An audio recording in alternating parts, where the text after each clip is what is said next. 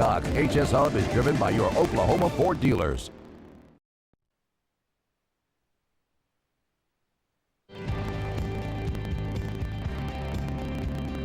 Featuring hometown heroes all season long. The Cox Channel.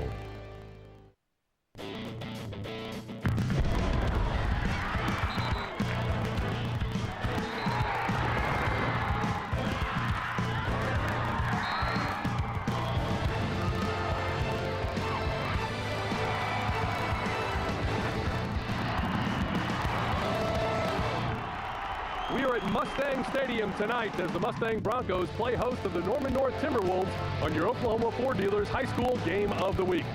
Hi again, everybody. I'm Steve Marshall. Alongside is Mike Ziegenhorn, ready to bring you another back-to-back night of high school football here in the Oklahoma City area. We've got two good ones tonight, two top 10 teams, number 3 Mustang, number 7 Norman North. Yeah, it's good to see you again, too. Weather's great. It's a perfect night for football, October, and it is. Week 3 of district play, and who's going to be the best team in the West? They're still trying to battle that out. Is it Mustang? Is it Norman North? Let's take a look at the district standings as we head into this week 3, and you see Mustang right there on top with Southmore and Union, but Norman North, Steve, they haven't won yet in district play, but they need a big win tonight. They have a very explosive offense, so they're counting on a lot of guys to put some points on the board, one of those being their feature player tonight, Quan Hogan. Yeah, Quan Hogan, the jack of all trades. He does everything for Norman North. He runs it, he catches it, he returns kicks, he returns punts. I think he even takes water after the team during timeouts. I think we'll probably see that as well. For Mustang, of course, their third-year starting quarterback is Chandler Garrett, and Garrett is a good one. He's already committed to the University of Wyoming to play quarterback there for the next couple of years, but he's going to see if he can't get the Broncos into the semifinals, if not into the finals. Third man in our crew tonight is Dion Amade, and Dion, you've had the opportunity to visit with some of the coaches. What they have to say? Yeah, I mainly talked to Coach Dombeck, and he was really interested to see how his offensive line played tonight. Third different starting unit that they're having this season, so I'm really interested to see how they fare against this Norman North team. All right, should be a good one here tonight. Look for a lot of points on the scoreboard this evening. Mustang and Norman North. It's coming up next right here on the Cox Channel. Thank you.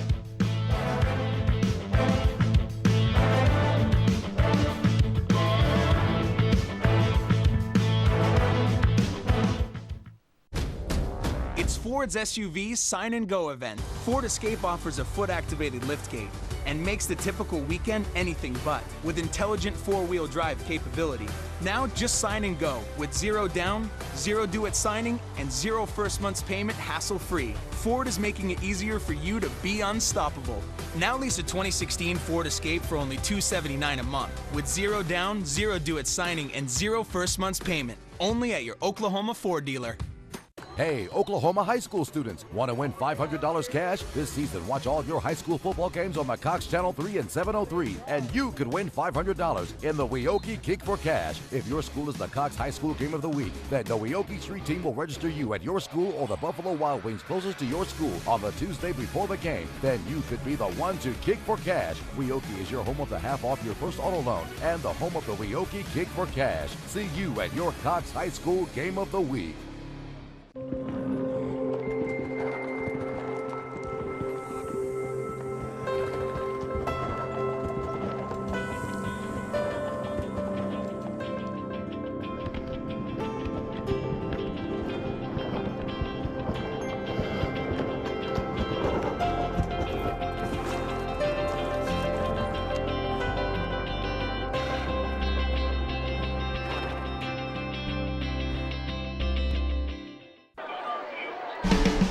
Welcome back, everybody. Your Oklahoma Ford Dealers Game of the Week. Norman North and Mustang, two top 10 rated teams. Let's go down to the sidelines. Once again, here's Dion Amade. Thanks, guys. I had an opportunity to have a quick chat with both of these coaches before tonight's contest, and they told me some key things that their teams need to do to get a win tonight. For the visiting team, Norman North, they want to manage the ball good. They can't have 3 and outs and get this offense started off poorly. On defense, they want to limit Mustang's explosive offense. And also, head coach would like to win the special teams battles. They haven't done that in the past weeks, and they really want to get it done.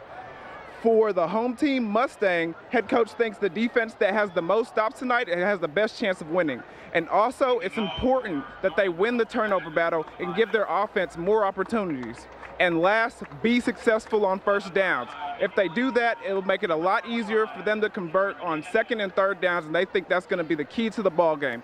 Back to you guys. All right, thank you very much. This is a District 2 contest here. Mustang, of course, unbeaten on the season. We already documented that. Considered at the time being to be the best team on the west side of the state. Of course, Southmore likes to lay claim to that also. Norman North, despite the fact that they have a couple of losses, feels like they can play with anybody and have shown that throughout the year. We're all set to go. Here comes the kickoff, and a good strong kick. That's going to go deep and into the end zone. They allow him to bring it out across the 20-yard line, slithers through some of the skill players there and gets it out across the 25 to about the 28-yard line, and that's where it'll set up 1st and 10 for the Mustang Broncos, and this is how they'll set it up on offense. Blake Williams, Mason Browns, Colby Trickle, Michael Backus, and Andrew Roscoe, Arian Kopis, also Jacob Conley. There's Miles McFadden, Bobby Brown, Bryce Roberts. The offense, and of course their quarterback, is Chandler Garrett. There you look at his numbers, 68% completion percentage, 14 touchdowns on the season.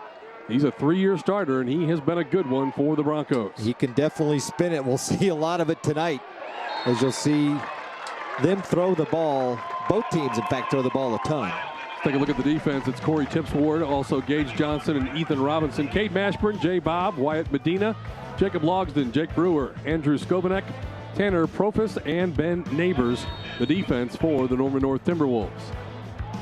First pass incomplete, 2nd and 10 now. And a running play coming to the near side, and a good job defensively coming over and making the tackle. Not much there. Tackle made by number 34, and that's Wyatt Medina. Yeah, just that little inside handoff, Steve, that tried to kind of do, I guess the old-fashioned stretch play to get him outside, and Norman North played it well defensively. Beautiful night here at Mustang. There you see our conditions. Yeah. Clear skies. And the referees, Rick Johnson, Richard Jacobs, Paul Cates, Mark Richard, and Kurt Thurman. 3rd down, 8 for the Broncos. And it smells like fall with that kettle corn cooking in the north end zone, doesn't it? 3 on the play clock.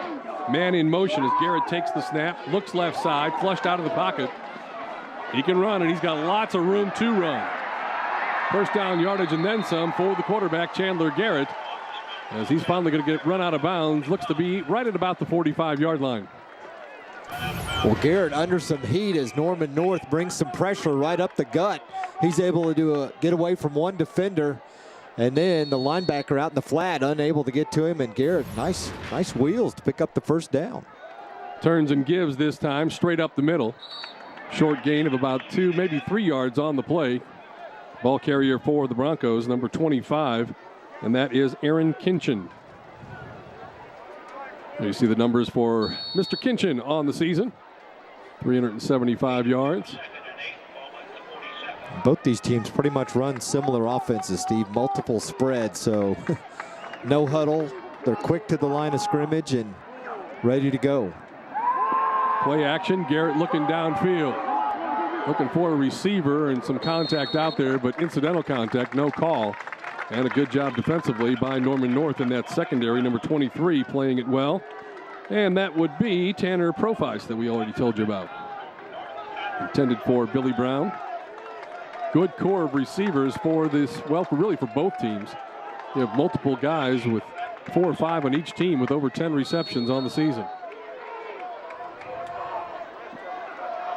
3rd and 8 for the Broncos. Garrett drops, going to go downfield. Has a receiver out there. It's Blake Williams, but a little too far out in front. And the pass goes incomplete. Yeah, he had Williams open. Garrett was under just a little bit of pressure. Maybe threw the pass a tick or two before he really wanted to, and that's why he led his receiver by just that much. Good defensive stand by Norman North to hold Mustang in their own end. Not let him cross midfield. Sets up a 4th down situation, punting situation. Here they come, man. They brought the house, didn't they? Got a low kick off, just did get it away. Takes a good bounce for Mustang, rolls out of bounds right about the 20-yard line, and that's where Norman North will get it for their first offensive possession as they held them scoreless. Let's take a look at that starting lineup for the offense. It's Walker Reed, Trace Pack, Brandon Shaw, Jackson Denny, Jude Richardson, and Trey Cabanis, Nathan Womack, Charlie Kolar, Colin Klein, and Quan Hogan. And watch out for Kolar, big receiver. We'll set the defense for Mustang here in just a bit. Cameron Hardesty is the quarterback. Might also see Markwood in there as well, as they've kind of run a 2-quarterback system, as we saw with Santa Fe last night. Running play, starts right, Hogan back up the middle, and Hogan's going to get first down yardage out across the 30-yard line.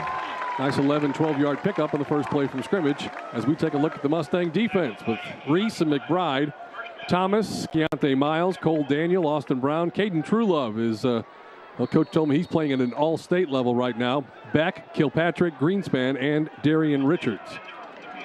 Richards had an Oski pick 6 2 weeks ago. Hardesty play action, rolling it to the right.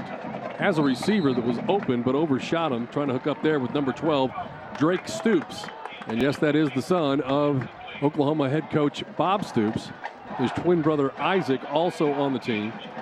And he's been battling some injury situations. We'll see how much, if at all, we see him. But Drake Stoops on the season. I see what Hardesty was trying to do, but if he would have looked just to his left a little bit, Kohler was wide open. There wasn't a defender within about 15 yards of him, and that could have been a potential big gainer. So 2nd down and 10. Hogan shifts in the backfield. He'll take that handoff, look for some running room. Not much there. Mustang closes well.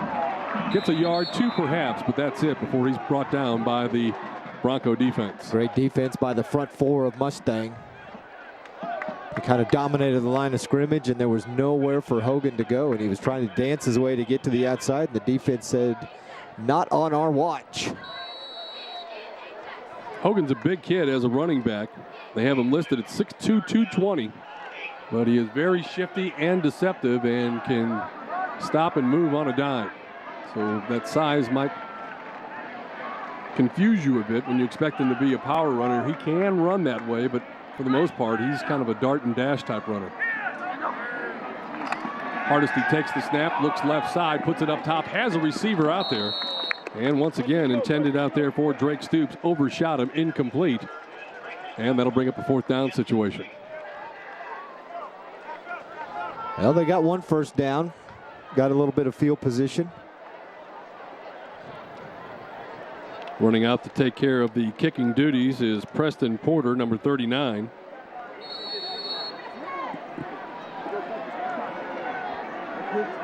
And he'll stand at about the 20-yard line. Return man stands at his own 25 as Mustang retreats another man up front.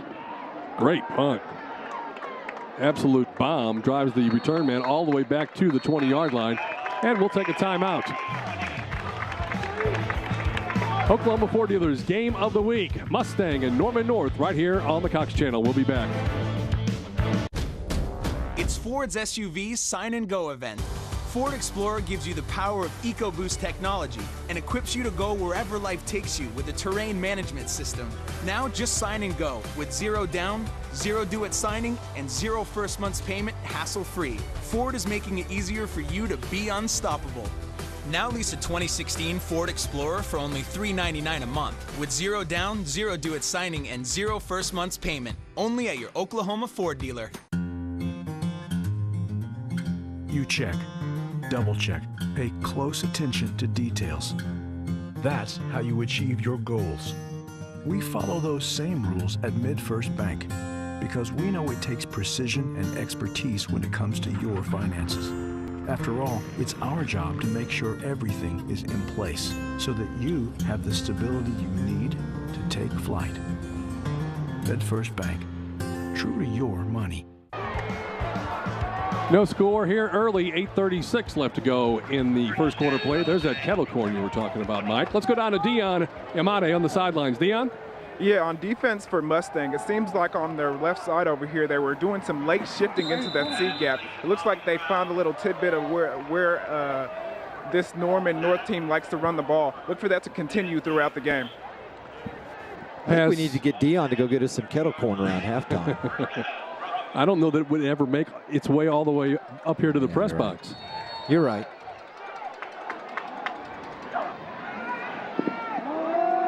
Running play to the left side. Running back there is Taryn Daniel. As far as running the football goes, Mustang more of a throwing football team. Their leading rusher on the year is Kinchin, who has rushed for 375 yards. Daniel has rushed for 201 yards, so just about 40 yards a game for Daniel. But Garrett has thrown for 1,426, so they like to spread it around and got a lot of talented receivers to throw the football to. 2nd and 5 coming up now for the Broncos. Garrett running play up the middle. And the Timberwolves not giving much quarter. He's able to get about 2 or 3 yards as you take a look at your scoreboard there at the bottom of the screen. Some good matchups there tonight. Vian and Hartshorn. Carl Albert, Piedmont. Titans on the board early. Tell you what, this is a great matchup on this side of the state, and everybody's going to have their eyes on the east side to see if Southmore can upset Union after what they did to Owasso last Thursday night. The talk is it going to be Southmore? Is it going to be Mustang? Are they going to be the teams that break through in 6A1 this year from the west side? Penalty flag comes out, and then Garrett looked like he tried to throw it and then decided not to as he was about to get to the line of scrimmage and just kind of dropped it almost. It's got to be maybe an illegal shift or not enough guys on the line of scrimmage. Beggs leading Victory Christian. Somewhere Rod Thompson is smiling tonight. Rod's always smiling. Yeah. The other reason he's smiling is because he's home on his couch watching us. Hopefully we'll hear from one Rod Thompson this evening. As you see the penalty assessed against the Mustang Broncos. Guthrie has scored first. Illegal formation. Not enough men on the line. Yep, there you go. Go down. So now 3rd and 7 coming up for the Broncos. Broken arrow last night, putting it on Norman High, 70-0. Yeah, they returned the opening kickoff and never looked back. Yeah. 2nd straight week, they've returned the opening kickoff for a score. Garrett drops the throw, swings it out of the backfield to running backs, and he's not going to get much on the play. A gain of maybe 3 or 4 perhaps, but not much more. Good job by that Timberwolf defense, who comes in having give up 182 points in 5 games.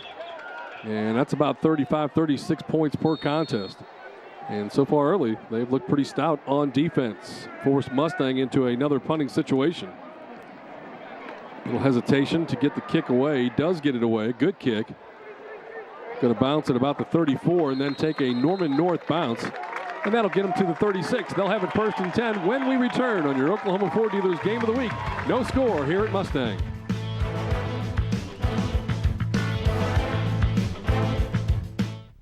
When children have internet access at home, don't be surprised when they're more confident, creative, and enthusiastic in the classroom. If your child qualifies for free school lunches, you could qualify for discounted Cox high-speed internet for only $9.95 a month. Visit connecttocompete.org/Cox or call 855-222-3252 to learn more. Cox Connect to Compete.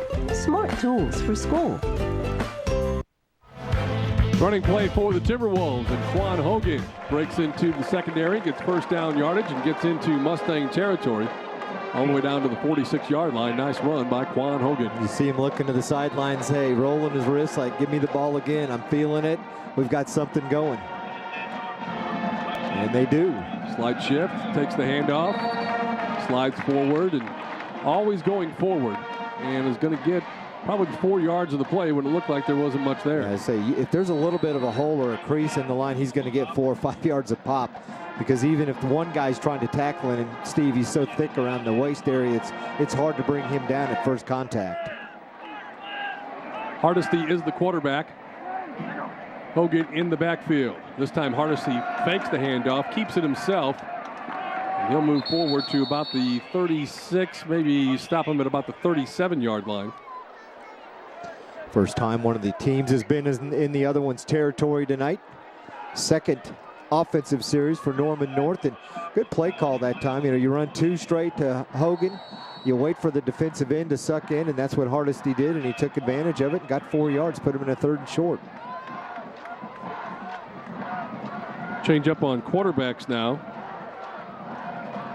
Actually going to go to the Wildcat formation with Hogan. Watch him run right. Does exactly that. Gets to the corner, has running room. Hogan down the sidelines. So the Timberwolves recognizing what is there and taking what the defense is giving them. You got an H-back in there right behind the tight end, so that's where their power is going to be, and then they just sealed off that right or that left side of the defensive line, and he's quick enough to get outside. 6'2" and 220. Good-looking athlete, no doubt about that. And we've been watching him for, seems like forever. He's one of those guys that burst onto the scene as a freshman and continues to play well. And he's got some D1 schools looking at him, doesn't he? Yes.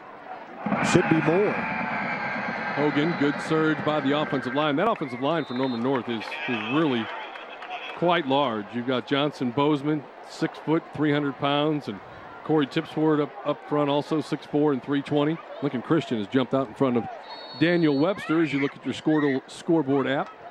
And Jeremy Dombeck, the head coach for the Mustang Broncos. But right now, the Timberwolves on the march, looking at a 2nd and 6 from the Mustang 20-yard line. Hardesty going to roll left and throw. And incomplete. Trying once again to hook up with Drake Stoops. That looked like he might have caught it. Maybe he bobbled it once he went out of bounds, but check out the replay. Hardesty, he might have been able to run, but saw he had Stoops in a good position. Oh, yep, there it was. Good defensive play.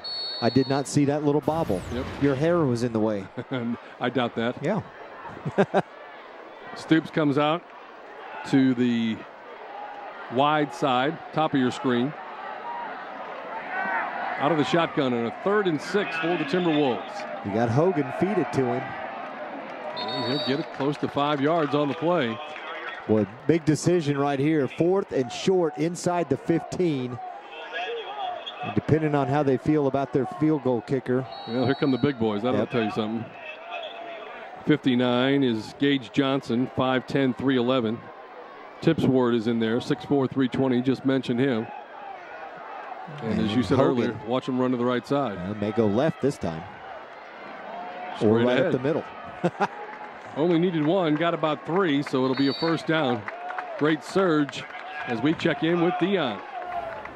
Yeah, guys, I mean, I thought they were bringing in the kicking squad. Then I saw the huge guys tremble onto the field, and I was like, oh, you know, they're going for it. And right there, they only needed 1, but those guys pushed them so far back, I think they got about 2 or 3. Good job by the Norman North team. Jumbo packages, teams often call that. You bring some of your big beef guys in and just put them in the right spots to make the hole for your tailback to get a yard.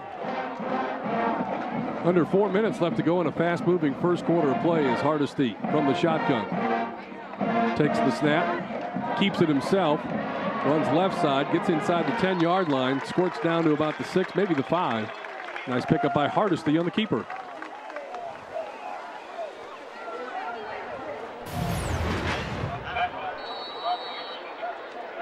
Comes Hardesty. Yeah, again, Mustang reading that, thinking he's handing the ball off, and that defensive end on the right side, you see him cut in just enough. That's going to leave you a gap to go to the outside. That's what Hardesty saw and made the read. They can get a 1st down without getting a touchdown. Give it to Hogan, and Hogan stretches to get into the end zone, and he's in for the score. Norman North on the board first with a 4-yard touchdown plunge from Quan Hogan.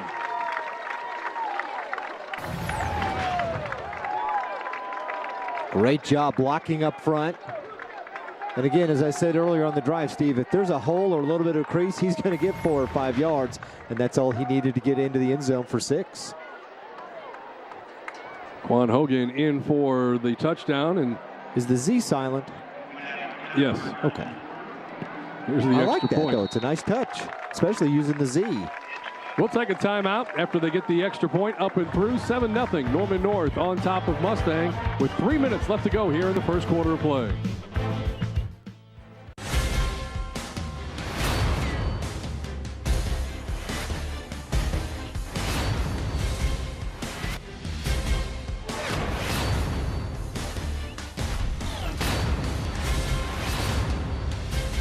This is the Ford F-150, and this changes everything.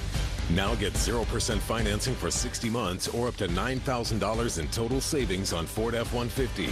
Only at your Oklahoma Ford dealer. When conditions are right and everything is in place, amazing things can happen. That resonates with us at MidFirst Bank. It's our responsibility to make sure everything is working in harmony. Because when all the elements come together the way they're intended, you'll see fruitful results. MidFirst Bank, true to your money. Welcome back, everybody. Your Oklahoma Ford Dealers Game of the Week. Look at that beautiful sunset. And as we continue on the press box, look through the doors of the press box there. That's and awesome. The sunset, that is beautiful. Dylan shooting some great pictures and photos for us here tonight. That makes me just want to sit on a beach somewhere and be still for a couple hours. A picturesque Oklahoma fall evening. No question. Taking care of the kickoff duties is number 30, Jackson Wilhite. Young sophomore puts it high into the air. Mustang grabs it at about the 38-yard line, will advance it to perhaps the 44-yard line, and that's where Mustang will put it in play. Timberwolf defense has done a good job. 2 possessions for Mustang and nothing to show for it to this point. Yeah, a Mustang offense, Steve, that puts a lot of points up on the board so far this season.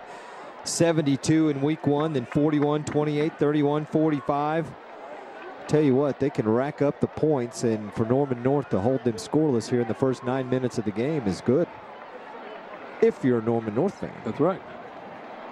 Garrett took over midway through his sophomore season for Frankie Edwards? Frankie Edwards, the quarterback, who was quite a good quarterback in his own right. But they then moved him to an all-purpose back type situation. Garrett became the starter midway through his sophomore season and has been there ever since. Pass there goes incomplete. Will bring up a 2nd and 10. Lincoln Christian has added another touchdown. Michael Wilson, the outstanding youngster at quarterback for Lincoln Christian. He's signed on to play at Boise State going forward. Here's Garrett back to throw. Flushed out of the pocket, throws on the run, coming back for the reception. It's caught. And a nice reception there by number 81. That's Bobby Brown, the leading receiver for the Mustang Broncos. Great job by Brown to come back and help his quarterback. But look at Garrett, the strength that he has, Steve, to throw that ball with a defender wrapped around his waist. And he puts his team in Norman North territory. Running play left side, Kinchin, not much there as we check in with Dion. Yeah, guys, as a defensive back, that's one of the scenarios that they talk about all the time. A coach used to tell me, cover stays covered. When a quarterback gets in a scrambling situation like that, you can't let the receiver get away from you and get the ball. And right there, that just happened, and to help them get a big, big X play. Pickup of 1 on the previous play. Now 2nd and 9. Garrett with the quick out, far side of the field. Pass is caught there. Short gain on the play. Reception made by Blake Williams. Is that when he says X play, does he mean like Sony PlayStation? They hit the X and that's why they got the big play? Quite sure that's exactly what he's talking about. I guess that's what he's talking about. Is that right, Dion? No, 20 yards or more is an X play. Okay. Come on now. Got to help us up here, Dion. X, Y, triangle, circle, tap circle 3 times to spin move. No, I don't know. I don't play those. The reception that was last made by Blake Williams, number 40 for the Mustang Broncos. He's got a pretty unique story, and it was in the Oklahoman today, and I've known about it for over a year. He missed almost his entire sophomore and junior year because of a disease, a rare disease, that left them really not quite sure what was wrong with him for several years, and it affected some of his autoimmune system.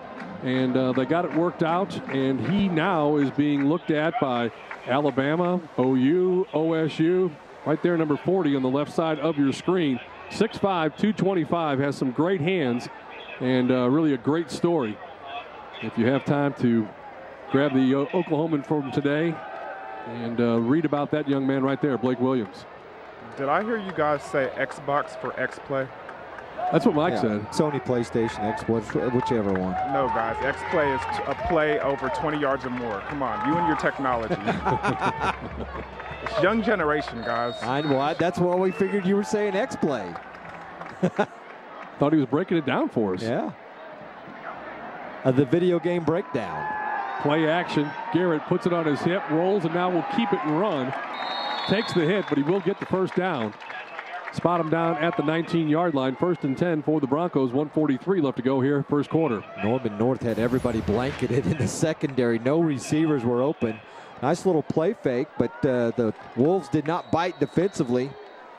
And all that did was kind of open up the gate for Garrett to get enough yards for a first inside the red zone.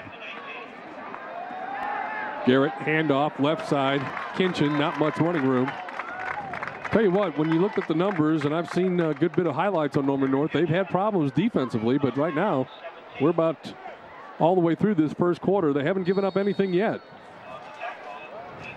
Could be a new focus. There's Hara leading Tuttle. Good 4A matchup on your Squirtle scoring update from the Squirtle app. Guthrie 14-0 on top of Guyman as Garrett takes the snap, looks right side, quick slant, and a nice grab there in traffic. Coming away with football is Billy Brown. Well, the Norman North coaching staff would probably look at you and go, Steve, our numbers are skewed a little bit. They gave up 52 to Union and 52 to Owasso the last 2 weeks. Two of probably the better top 10 teams in Class 6A1. But yeah, you're right. Their defense has been pretty salty. Garrett runs it. Garrett gets inside the 5 down to about the 2-yard line. And that'll give them a first down, 1st and goal coming up for the Broncos.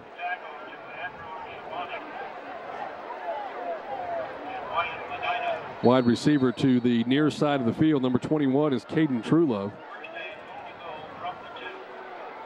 1st and goal from the 2-yard line. Final 30 seconds of this first quarter of play. Motion, handoff, left side, corner, going to get into the end zone for the touchdown, and we're just an extra point away from having a tie football game. Great play call. You'd run, kind of look like everything's going right. They hand it back to the left. And it's wide open. Nobody is out there to touch Kinchin. Gets into the end zone. Now the extra point attempt to try and tie this ball game up with just 20 seconds left to go. Snap back, ball down, kick is blocked. That could be big. Norman North gets a hand on it and blocks it. And so Norman North retains the lead, 7-6. Let's see if we can't figure out who got a hand on that football, Mike. Thinking it might have been Cade Mashburn, maybe? Nope. 36? Right in the middle. If it was 36, that was Hawkins Moody. Kind of hard to see if it was 36 or 26. It might be 26. That might be Cade Mashburn, as you said. That's what I was thinking, but Mashburn gets the block on the play, and that leaves Norman North with a 1-point lead. 7-6, 20 seconds left to go in this first quarter of play. Crew in the truck using that zoom in feature thinks it's number 26. Great job to give his team that 1-point lead. You got to love Squirtle, Steve, at the bottom of the screen, because not only can you sit here and watch the game either on CoxHSHub.com or live on the Cox channel, you're also able to follow scores from everywhere else around the state. And I just saw Union with a 3-0 lead over Southmore. That must be early. Usually 7:30 kickoffs in Tulsa, right? Yes, but I think Union does kick off at 7. Do they? Okay. Clayton leads Elgin 7-0 for a matchup. Elgin will be on the Cox High School Hub in their game next week. Jinx is already up 14-0 over Westmore. And that Union game is in the second quarter, and Edmond North leads Putnam City North 9-0 in the first.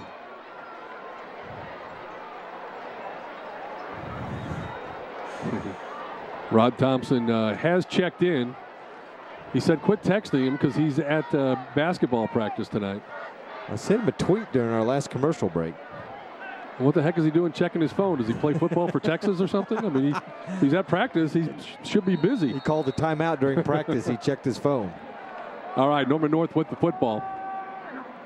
Hogan makes an adjustment. Hardesty drops the throw. Passes over the middle. It's almost picked. Tipped and nearly intercepted.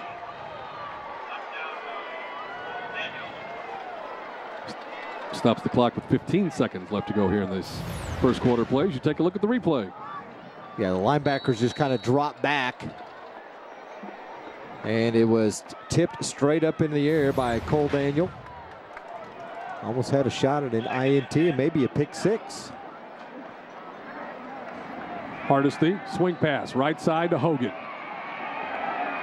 Hogan looking for some running room. There's nothing there. It's a good job by the Mustang defense. They got him bottled up. Really no gain on the play. Just did get back to the line of scrimmage. They sniffed that play out. They saw Hogan go in motion. I'm sure it's something that they've seen on film and practiced during the week.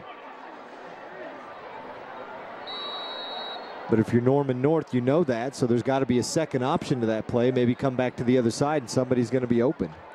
Colin Klein comes far side left, bottom of your screen right there. Only has 9 catches on the season, but 6 of those for touchdown, and he averages 43 yards reception. Hardesty looking that way. Here comes Klein over the middle. He has the pass, and there he goes. You called it. Klein racing. They had a shot at him, and they finally bring him down inside the 15-yard line.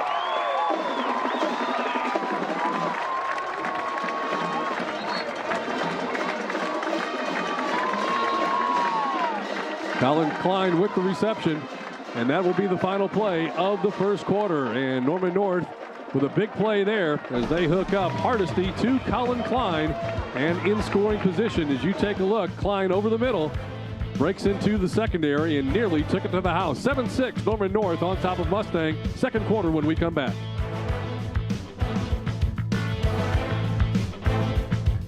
Thank you for calling Zancom Software. For shipping, press 1. For sales, press 2. For tech support, press 3. Hello, tech support. We sound massive with all those apartments. I know. They'll never know it's only the two of us. Great. Let's do it again. Do it again. All right, ready? Let it ring, though. Okay. Bundle and save with Cox Business. Voice Manager offers calling features that make a great impression before you answer the phone. Let me be tech support. Oh, you? Okay, yeah.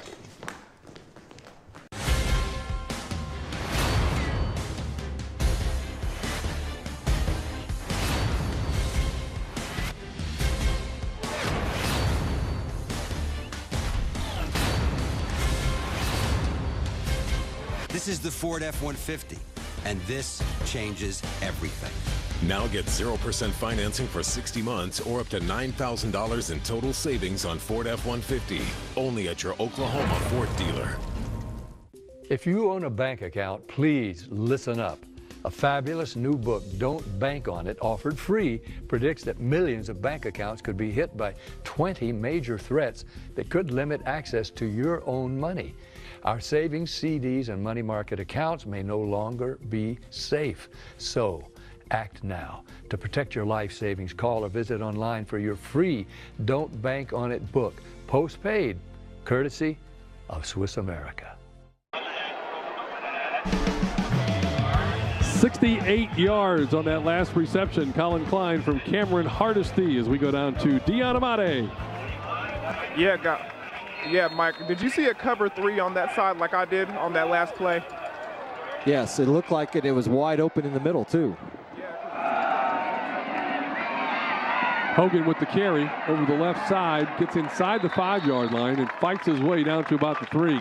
Dion, go ahead and finish your thought. Yeah, it seemed like the safety was late rolling to the post, and also the guy was also late to this third quarter over here, so he was kind of in no man's land when they ran that slant. But a great play by this team over here for Norman North. So they can still get a first down without getting into the end zone. It's 2nd down and 1 from the 3. Hogan takes it himself, runs it, and walks into the end zone for the touchdown. That was too easy. Yeah, really too easy. Had plenty of space to. He could have strolled 2 or 3 of his teammates in there with him. Nobody would have been touched. take a look at it, just the direct snap, the wildcat as they like to call it. Great blocking up front. A nice job that time too by the center. Looked like Sage Gandenberger just sealed his man off to that left side. Hogan was waiting to see which way he was going to push him, and when he saw him push him left, he knew that right side was wide open, and now they're up 8. Extra point is good, as up and through the uprights. And right now it's 14-6, Norman North on top of Mustang, and there's a look at the review of some of those first quarter stats. Well, first quarter passing yards, pretty much even. I'm surprised Mustang doesn't have quite a few more, but both teams really concentrating on the run quite a bit in that first quarter, Steve. First downs, even, and only 1 penalty. Love week 6. As you've seen the last few weeks, the penalties have been on the decline. They really have been. Union leading Southmore 3-0. Edmond North on top of Putnam City North. Choctaw leads Lawton Eisenhower 10-7, and Lawton over Stillwater in 6A2. 10-0 the score there. Unlike one of those games we did in week 2 or 3 where there was 30 penalties, and it's like, it's like they'd never even played before. That was that Putnam City Choctaw game. Yes. Was that the game? Yes, it was. 33, I think we had. Yeah. Because I had a couple. Can't remember if it was on TV or one of the live stream games on Cox. Which reminds me, if you're watching the game on CoxHSHub.com, the live stream, whether somewhere else in the state, the country, or the world, hit us up on Twitter, CoxHSHub, and let us know who you're watching and where you are watching from. And I'll open up the Twitter feed and see who's watching tonight. You monitor that? I sure do. Okay. Take a look at that scoring drive, and I'll check Twitter, okay? Well, the third down and long play, and there's Mr. Klein, Colin Klein, with a big 68-yard reception. The whole middle of the field was wide open, and the safety, as Dion mentioned, did not roll over quick enough. And then they get it inside to Quan Hogan. He just runs it in from the Wildcat. 5 plays, 80 yards, 8 up, 101. Hogan is second TD of the night. They're up 8, 14-6. See what the Broncos can answer with here as they start from their own 36-yard line. Motion and the jet sweep handoff. Going to get about 3 yards on the carry. Number 5, Miles McFadden.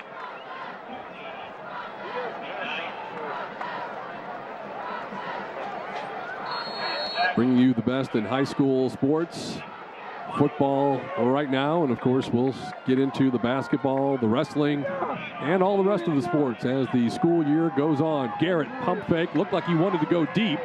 Now tucks and runs with the football, and he got hit on the far side, but he's a big kid. He'll get up and appear to be just fine. 6'5", 210 plus. Got held up by one defender and another came in, and I think he saw him at the last second and maybe just got out of the way, trying to hitch and go, and Norman North did not bite on it. And there you see Garrett goes down. Garrett rolling and throwing, passes incomplete. Flag down in the backfield as the officials are using the pink flags tonight.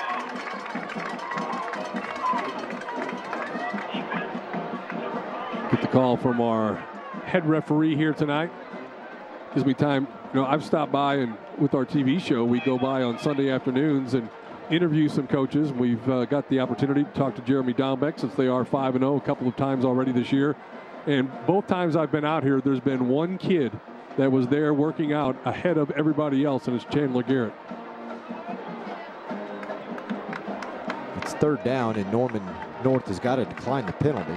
Pass was incomplete. You don't want to give him another down, so it's going to be fourth, and they're going to have to punt.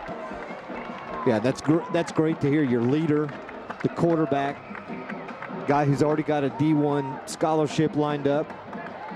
He knows where he's going next year. He's going to follow in Dombeck's offense. Penalties decline. Fourth down.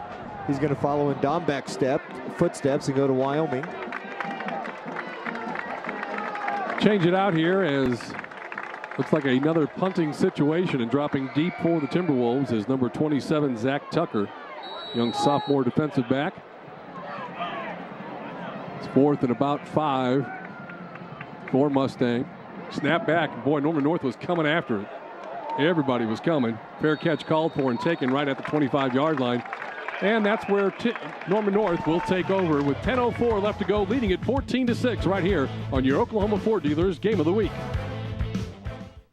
Thank you for calling Zancom Software. For shipping, press 1. For sales, press 2. For tech support, press 3. Hello, tech support.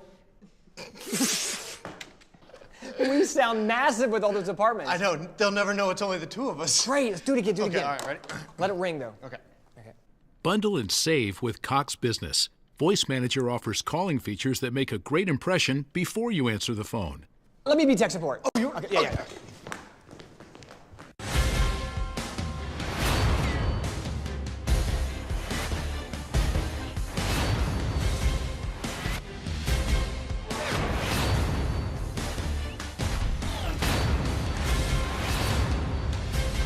This is the Ford F-150, and this changes everything. Now get 0% financing for 60 months or up to $9,000 in total savings on Ford F-150. Only at your Oklahoma Ford dealer. Timberwolves coming back on the field. Right now leading Mustang 14-6. Broncos came in unbeaten. Number 3 ranked team in the state, Norman North at number 7. See if the Timberwolves can keep running the ball as well as they have. Give it to Hogan, who will look for some running room. Takes a hit. Gained a couple of yards on the play, not a whole lot there. He didn't have much room, but he was still able to get 3 or 4 yards out of it. Had some nice blocking from his receivers. And these two teams have been quality over the last decade.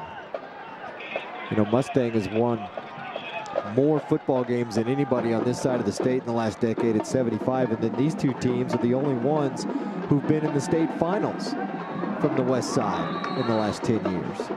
There's a pass there intended for Charlie Kolar on a little crossing route. It was there, maybe a little bit too hot, couldn't hang on to it, and the pass goes incomplete. Mustang in 05 and then North in 2012. And Mustang making the semifinals last year, which in itself is something that West Side teams do not accomplish all that often. 3rd and 8. Big down now for the Timberwolves. Mustang shows blitz, and here they come. Hardesty in trouble. Ooh, that's not a good sack. And that's a big loss all the way back to about, see where they mark at the 9-yard line. Well, and he wanted to dump it off, but there was nobody to dump it off to. All that was there was Mustang defense, not only in his face, but about 5 to 7 yards downfield where he thought he might have an opportunity to at least get rid of it. Instead, now they're in a huge hole on 4th down, and Mustang's going to wind up with decent field position. DeAndre Thomas with the sack right there for the Mustang Broncos. Thomas, one of their leading tacklers. That's his 4th sack of the season. Into the end zone. They do get the kick away. Takes a great bounce. It actually hit one of the Norman North players.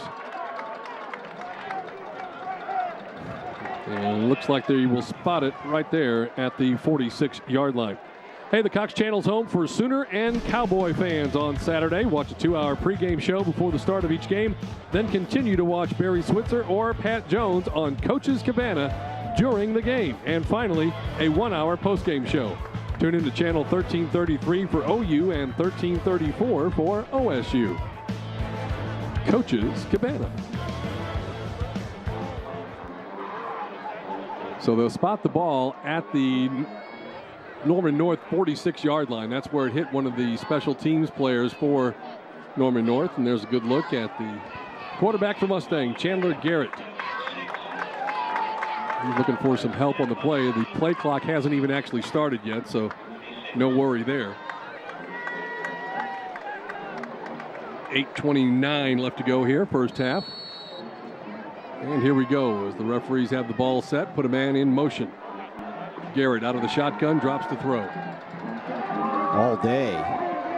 Down the sideline, caught. Defender didn't turn around. Now the ball's loose. And it's going to be picked up in the end zone for a touchdown.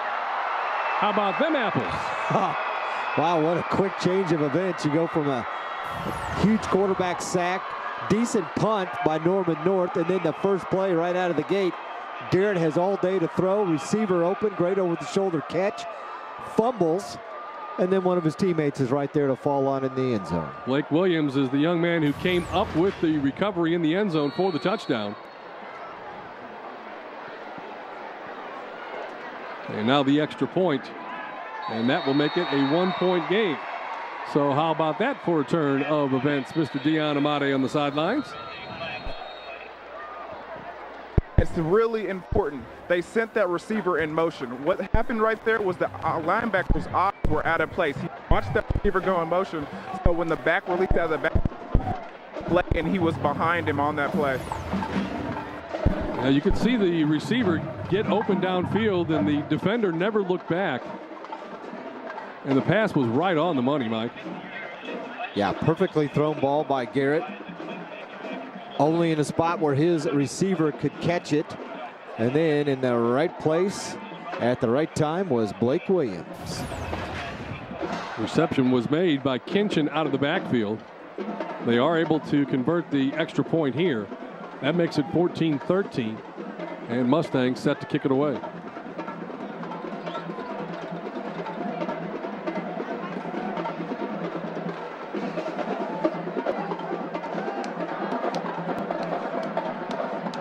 And there must have been a penalty on Norman North.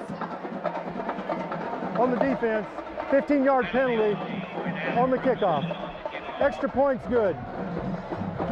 So I think they called the Norman North, one of the players, for jumping over the offensive lineman for Mustang to try and block the PAT, and you cannot do that. And here might be a good place for an onside kick. Absolutely. You got a little momentum, why not try something? You know, the worst that can happen is they have the ball right around the 30. Let's see how they want to play it on the ensuing kickoff. Nope. He'll just kick it away, put it into the end zone, no return. And that means Norman North will have to work with an 80-yard field if they're going to get into the end zone at the other end of the field.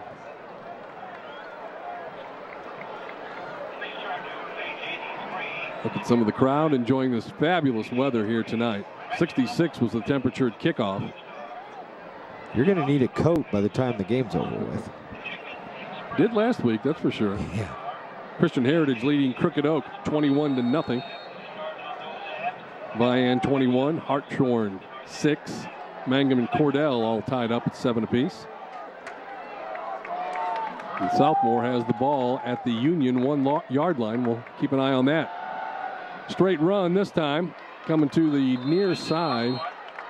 And up off the bottom of the pile there, the ball carrier number 10 for Norman North, and that is Brandon Marquit.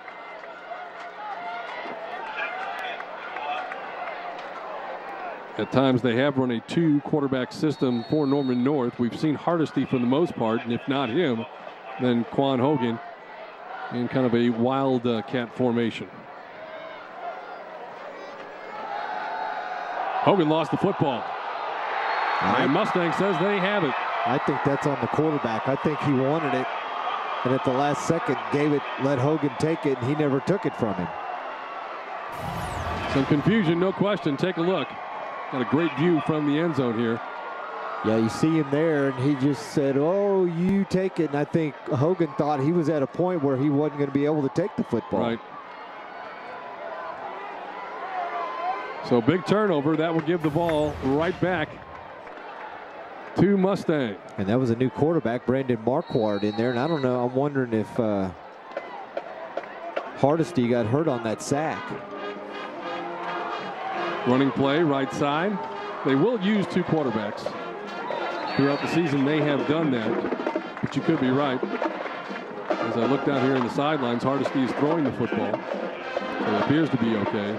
And he also might be going right back in. Yeah.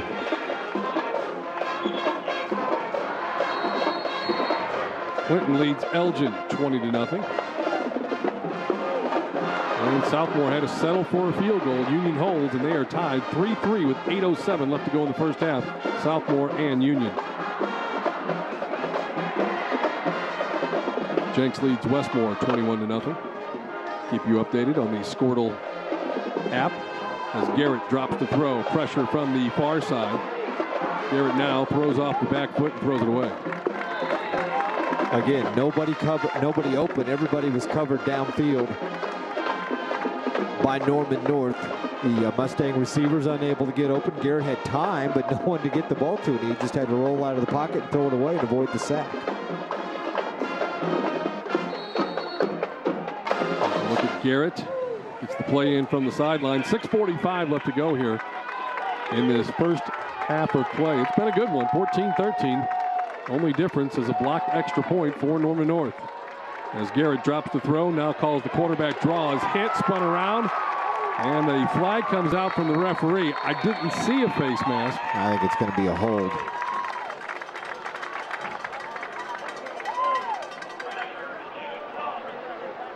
And from there, it would be a 40 or 41-yard field goal attempt.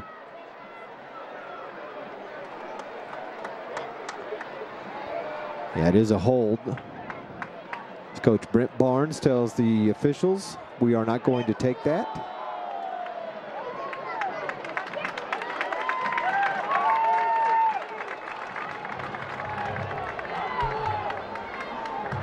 Holding. Offense. Penalties declined. 4th down. Going to line it up for a 41-yard field goal attempt.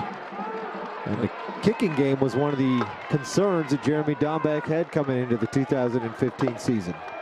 Eric Carrion is the place kicker. This will be a 41-yard attempt to try to give Mustang the lead. Snap is back. Ball is down, but it's a low-line drive kick, no good. And Norman North will take over. So the defense makes the stand. Yeah, the turnover. Great field position for Mustang, unable to take advantage, but give a big shout out to the Norman North defense for not allowing them to take advantage. And there you see the hold. Well, there was one hold right there, and I think that's the one they ended up calling. Garrett thought about throwing it as he was being spun to the ground. Meantime, Union answers right back and gets a touchdown against Southmore, so the Redskins take a 10-3 lead with still 6 minutes plus left to go in the first half in Tulsa. Timberwolves get the football. They lead it here by 1, 14-13. Dropping the throw is Hardesty over the middle and incomplete. Tried to hook up there with number 5 Charlie Kolar, who's been quiet so far tonight. I think that's the first time they've thrown a pass in his direction. Had some big catches in their game last week with Union. Gave the Redskins all they could handle. I think they were tied at 17 at the half. And then Union ended up winning at 52-24. 6'6", 218, still just a junior.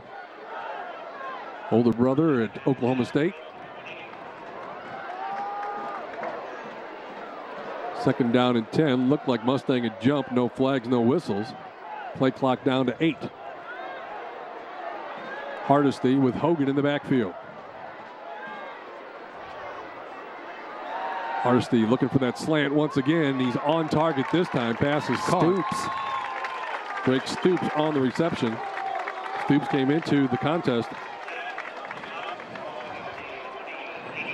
Stoops, 26 catches, 371 yards on the field, and that is the Candy family. All right. How about that? I think Dad needs to do some laundry. They don't have shirts on. What's going on with that? Here's Hogan out of the Wildcat, and he's going to fall forward. Only needed 2, and that's about all he got. If that. We'll see as referees are out there. John Candy does a great job helping get the truck all set up and lined up in the locations we go to each week. Big shout out to the kids for watching us tonight. You guys turn around and you're busy again tomorrow. Yes. Doing some state softball, Class A, B, 2A, and 3A. First down for the Timberwolves. Ball at their own 30-yard line with right at 5 minutes left to go, and Hogan just cannot find any room to get loose. No gain on the play for Quan Hogan. Yeah, the defensive front able to fill the gaps on that one, not allowing any space for Hogan to run in. Again, he just needs a little bit of room, Steve, and he'll get positive yards.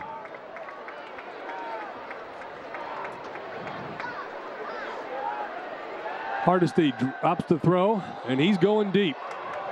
As a receiver out there, but intended for Klein. Klein is 6 foot 151 is his weight, junior receiver. Had about a half a step on the defender, but the ball was just a yard and a half out of his reach. 2nd and 10, so they got the first down, and then they decided to see if they could catch Mustang sleeping on the play. Now there's a discussion with the officials. Got a flag on the play. And it looks like it might be against Mustang. It's back here in the secondary. Yeah, they're going to have holding. Maybe that's why Klein didn't get to the ball in time he was being held.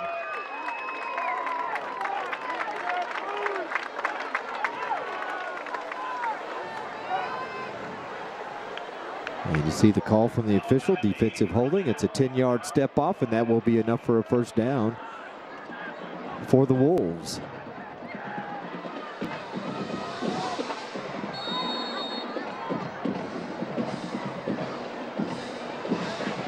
First and 10. Pulls it back. Play action is going to get enough for a first down, and a quick pass there to Trey Cabanis. Another 6'1", 205 tight end. They've got a lot of guys that can catch the football and make something happen.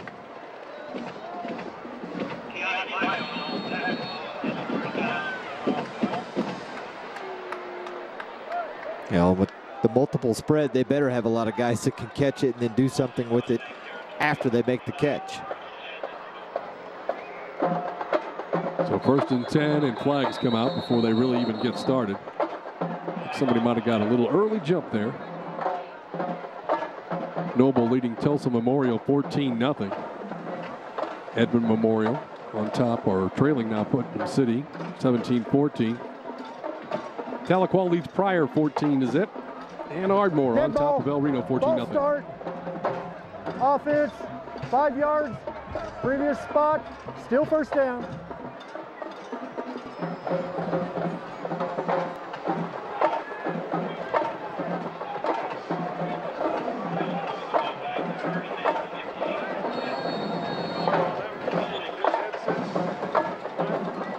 From their own 46-yard line. Hardesty dropping the throw, going up top again. Got one-on-one coverage out there. Ooh, a nice play defensively. Able to knock it away. Pass intended out there for Drake Stoops. Yeah, I think it was just tipped at the last second. Well, no, he might have just took his eye off of it, thinking it was going to be tipped. Trying to get a little separation. Yeah. Now that angle, it looked like it was tipped, didn't it? Defense there from number 28, I believe, Caleb Starks, or number 20 it is. That's Carter Reese, 6'1", 160 junior. Those camera angles can be deceptive. 2nd down and 15. Timberwolves give it to Hogan. Bounces it outside. Looks for a block, a little lane to get something going. And he'll get about 4 of those 5 penalty yards back, but that's it. They have done a good job of really bottling him up tonight. Check with Andy Casey to see what his numbers are on the evening. 15 carries, 92 yards. It's a pretty good first half. And 2 touchdowns. And if you give it to him 25 times a game, he's going to find a way to get loose 2 or 3 different times. As you said, he's already gotten in the end zone twice. But right now, Timberwolves facing a 3rd down and 11. Hardesty, here comes the blitz. Over the middle, Stoops is wide open.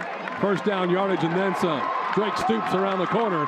Stoops is going to get inside the 15-yard line before he's finally hit and driven out of bounds. They're going to spot him right at the 15. Great throw by Hardesty, and a great reception and extra yardage there from Drake Stoops. Well, he just drags across the middle, and Hardesty's waiting for him, and there he is. The defense did not follow him, and then it's kind of off to the races for him before he's finally taken out of bounds. So 1st and 10 at the 15-yard line. Hardesty to Hogan.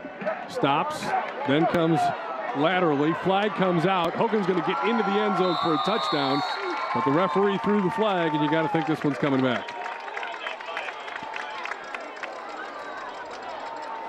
He almost always gets the ball, gets to the line of scrimmage, and then bounces either left or right. Right there, nowhere to go there. Looking outside and saw he had plenty of room and even blocking, and thought he had his third TD of the night. And as the officials discuss, they're walking it backwards. And it will be a hold as they move him back almost to the 25. Holding. Offense. 10-yard penalty. Repeat first down. Tough break there for the Timberwolves, as they had looked to go up by additional points, but have to bring it back and now look at a first down and 20. Empty backfield. Quarterback is Hardesty. Trips to the far side of the field. Looking underneath. Throws it again. Pass is complete inside the 10-yard line. Reception made there by number 18. That's Cole West, senior wide receiver. How many different guys have they thrown the ball to tonight? I think that's that same play they just ran too a couple of plays ago, only to a different receiver. And now Hardesty comes out. Looks like the Wildcat with Hogan again. And if you're Norman North, you don't want to be in too big of a hurry. I mean, the clock's winding down the first half. You don't want to leave Mustang much time. Good point. Hogan knifes his way inside the 5, still on his feet, perhaps to the 3-yard line. That will be enough for a first down. So they stop the clock, if only briefly. And here comes the jumbo package again. Hardesty's going to check in as well.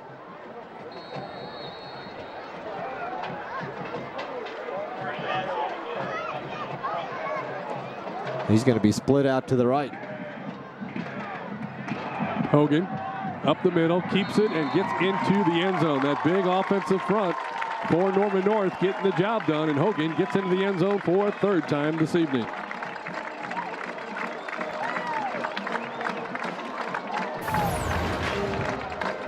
I mean, they just line up and they go right behind the big guys. There's 5 blockers there on that left side, Steve, more than defenders that Mustang had across the line of scrimmage. You saw the linebackers and the safety in the corner kind of come up in that area to compete, but at that point it's too late. Hogan's already in the end zone. Extra point is up and good. Putting it through the uprights there for Norman North. Number 30, Jackson Wilhite. Our score right now, 21-13, Norman North on top.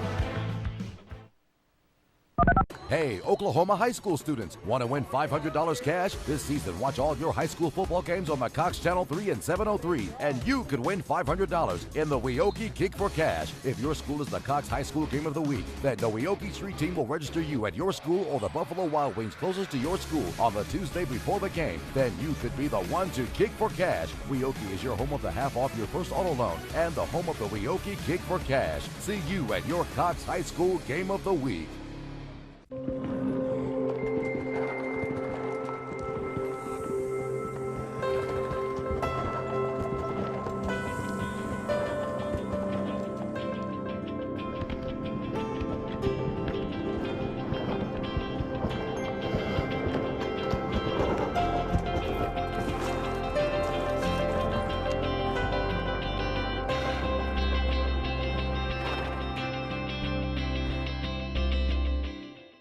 Welcome back. Another score for Quan Hogan and Norman North. They are now on top by a score of 21-13. Hey, don't forget, coming up at halftime, the Oklahoma Farm Bureau Insurance Halftime Show. Brought to you by the same Farm Bureau that you have always trusted. Now even better stats, highlights, and anything else that Randy Carson comes up with. As far, I think we might have somebody, doing a flyby or a parachute drop or something like that coming up at halftime. So you want to make sure that you're standing by. Oh yeah, don't forget about the Weoki Kick for Cash. Ooh, yeah. Last night the guy hit the upright. So I think when we were here before at Mustang, we had the soccer coach, Jared Homer, actually put one through the uprights. Was that last year? Must have been last year. Wasn't me. You weren't here? I wasn't here. I've never been to this stadium before. Really? Yep. Was it a playoff game perhaps? Broken Arrow playoff game. That was the night that it was the only game that was played in the state. All the other playoff games were canceled. When we had the ice storm? That's correct. Yes. And they still did the kick for cash? Absolutely. And Jared Homer nailed it. Would have made it. He would have good for about 40 yards. Ice and all. Yep. Pass to the near side. Did he catch that? No. No. He caught it. He just wasn't in bounds. Trying to hook up there with number 83, Caden Arthur. Great effort. He made our top 10 with one of his catches last week, a diving effort. You've got a top 10 every week, don't you? We try to. Some weeks, it's better than others. 2nd and 10 from the 32, man in motion with 1:50 left to go before halftime as Garrett drops to throw, then throws over the middle. It's tipped, and it's intercepted. It was tipped and then picked off by the Timberwolves. Tanner Profice that picked it off? No, it was number 13, Jake Brewer. Here's the play. Got a hand on it. Well aware, no doubt about it. Had his hands underneath it. It was 23, Tanner Profice. Yeah, Garrett just trying to make something happen, Steve. Rolling to his right. His receiver tried to help him out by getting into the open spot in that defense. And he just threw it a little bit in front of him. The ball was tipped up in the air, and the Wolves come up with a big turnover. Now, when you're trying to knock off the number 3 rated team in the state, when you get opportunities like this, you got to come away with some points. And here goes Hogan up the middle. Hogan gets a block, and he is going to be gone. Touchdown, Timberwolves. No flags on the play. Man, that puts him near 150 for the game with that 45-yard touchdown run. What a great run for his 4th TD of the night. Just give him a little bit of space, and he takes advantage. Just kind of taking his time, saw the opening, breaks a tackle there about 15 yards downfield, and he just runs away from the defense. 18 carries, 147 yards on the night for Quan Hogan as he finds the end zone again. Snap is back, kick is on the way. Wilhite punches it through, and the Timberwolves coming up with a bit of a surprise here, as now they're on top 28-13 is our score. Each team with the turnover, but Norman North able to take advantage and put points on the board after they had the interception in the first play. After the turnover, they stick it in the end zone. It's actually Preston Porter that kicked that last extra point. Looks as though they are alternating kickers as well. So Quan Hogan, he's the man of the night right now. But it's not like he's not done this before. Yeah. Well, as I said in the open, he's the jack of all trades for this football team, and you can see why. I mean, lines up at tailback, lines up at quarterback. And getting the job done. There's still plenty of time, Steve. 1:32 to go in the half. Mustang still has 2 timeouts. You don't want to panic and try and get something and make something happen like they did on that last series, but they've got plenty of time to move the ball downfield.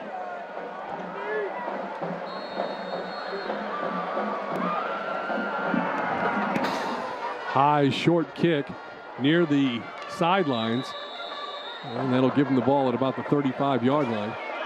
1st and 10 for Mustang with still 1:32 to play.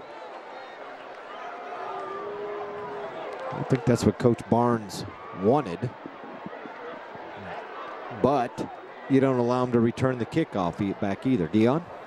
Yeah, one of the tips earlier in the game for Norman North was they wanted to win the special teams battle. And right now they're showing it, being really aggressive. They're trying to do this chip shot on every kickoff to try and get a onside kick maybe, or trying to get the receiver to fumble up the ball. And also on punts, they're really trying to punt return. They're really trying to get in there and trying to block the punt. So look for them to continue that for the rest of the game.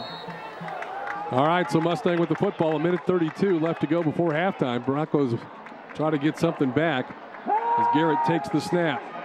Steps up. Now rolls, throws right side. Pass is caught. And that's Williams, and Williams is going to get taken out of bounds. They'll stop the clock. Is that Williams, or is it? Yeah, it is. Number 40. Well, you look at the crowd, Mike, and I mean, all the way around, you could take a panorama between the band, the stands, people standing outside along the fence. We do have a flag on the play. A great crowd here tonight at Mustang. And unlike some of the West Side schools, they have already told everybody they're not splitting their school district up. It's going to be one of the largest, as it is right now between them and UConn. Penalty is going to be against Mustang.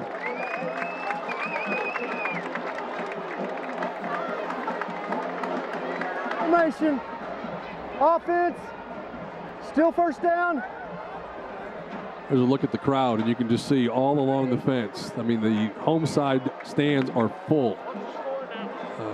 It's just a great atmosphere, and that is one of the bigger benefits to me in having just a single school district. Yeah. Everybody in Mustang has one team to cheer for, as opposed to the other school districts such as Moore and Norman and Edmond that, you know, if your kid plays for Edmond North, you're probably not going to go watch Edmond Santa Fe or Edmond Memorial. And, you know, with credit to them that they try to get more kids to participate and play, and it's just a decision that the school district itself has to make. Garrett decides to go deep for Williams, but it's overthrown just past his outstretched arms, incomplete, and that'll stop the clock with 1:07 to play here in the half. Well, they got the matchup they wanted out there, and Williams, I thought that was going to be a hookup between those two. And Garrett threw it just a little bit too far out of his reach. You can see why he's starting to draw some D1 interest. He's a big kid.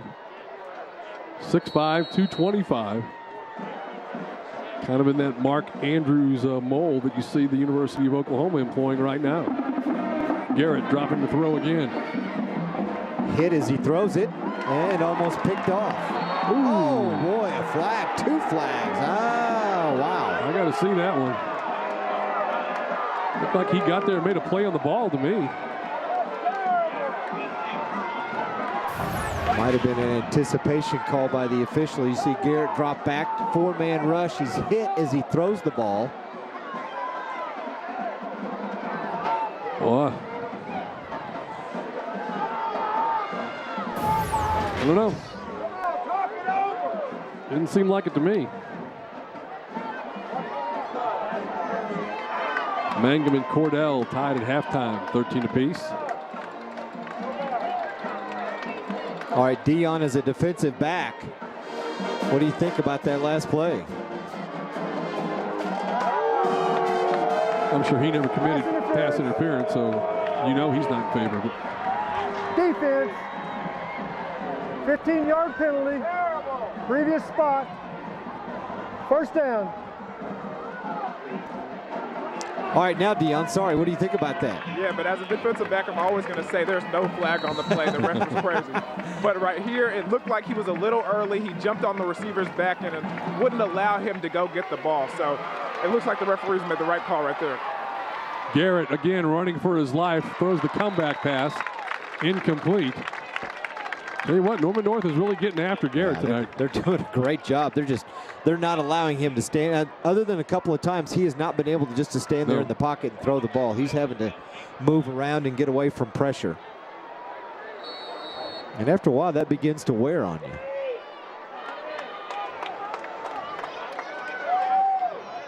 So now a 2nd down and 10 from the 45. Garrett takes the snap. 4-man rush, fires over the middle, pass complete, immediately tackled. They'll give him forward progress right at the 45-yard line in Norman North territory. That should be enough for a first down. Daryl Duran.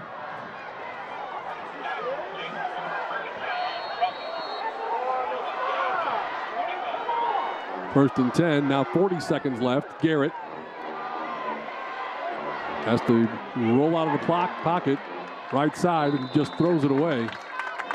He's looking for a penalty flag as he thought he was taken down out of bounds. Don't see any flags out there. Nope. And now 32 seconds left. And they still have their 2 timeouts, 32 seconds. Plenty of time. They're in Norman North territory. Clock's going to stop anyway if they get a first down. 2nd down 10, Broncos trailing at 28-13. Garrett to throw over the middle and incomplete. Tried to hook up there with number 9, Mason Brown. You can see Choctaw leading Lawton Eisenhower, 38-13.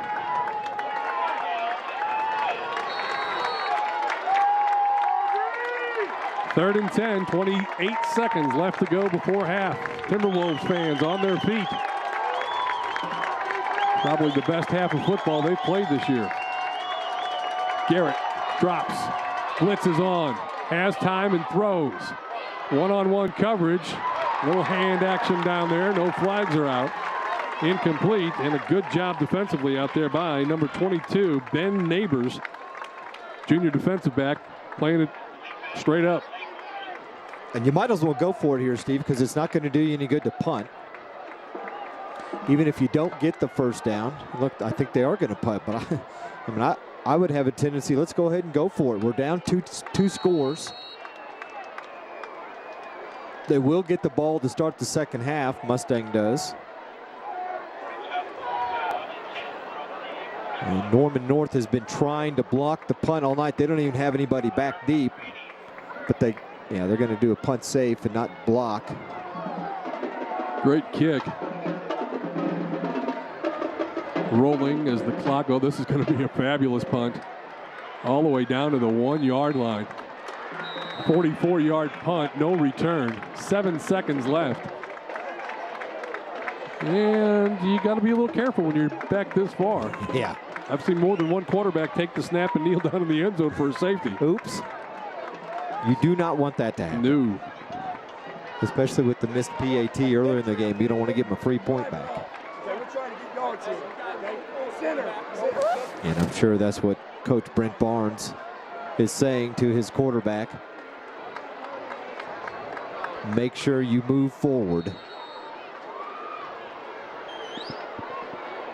Yeah, just take the snap and burrow your way forward. Only need to snap it one time.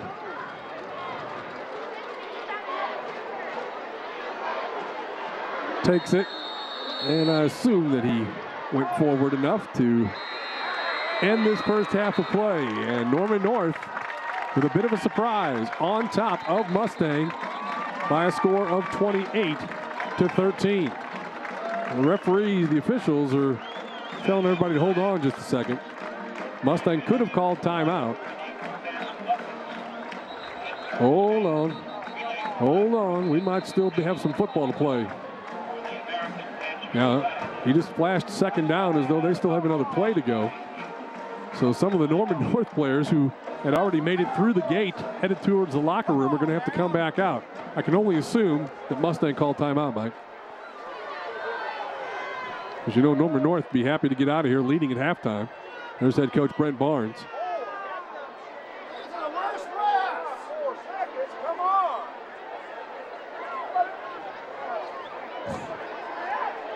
Still waiting for an explanation.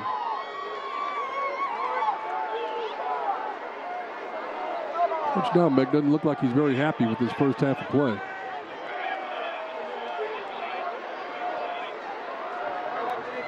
So Mustang must have called a timeout. It's the only thing I can figure.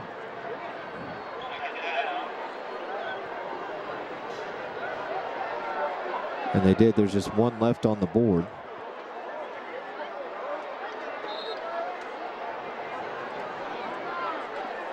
They called it with 1 second to go. So again, all Norman North has to do is just push forward. And the half will be over, then they can run to the locker room. Carl Albert leads Piedmont 19-0. Bishop Kelly on top of Shawnee. You check the scores at the bottom of the screen there. Brought to you by the Scoredle app. And now what? Norman North takes a timeout. I guess they wanted to see what the alignment was.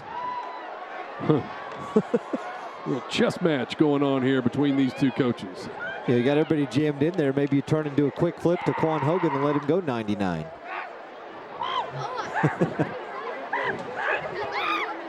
Coach Barnes talking to his group right there. Hey, coming up next week, we have another game for you. It's fall break.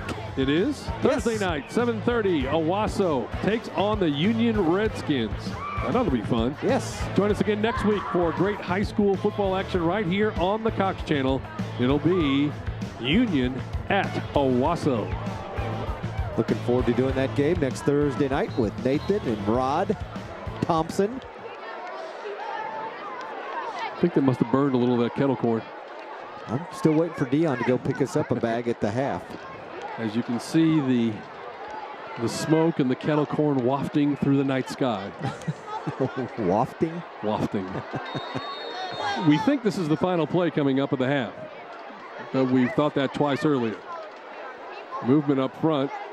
The longest 7 seconds in the history of high school football. Still looking, still looking. They just as soon get the 5-yard penalty, move out to the 6, and then take a step back. Oh my goodness sakes, are you kidding? They're going to take another timeout. Well, being quite cautious. We'll take a timeout and be right back.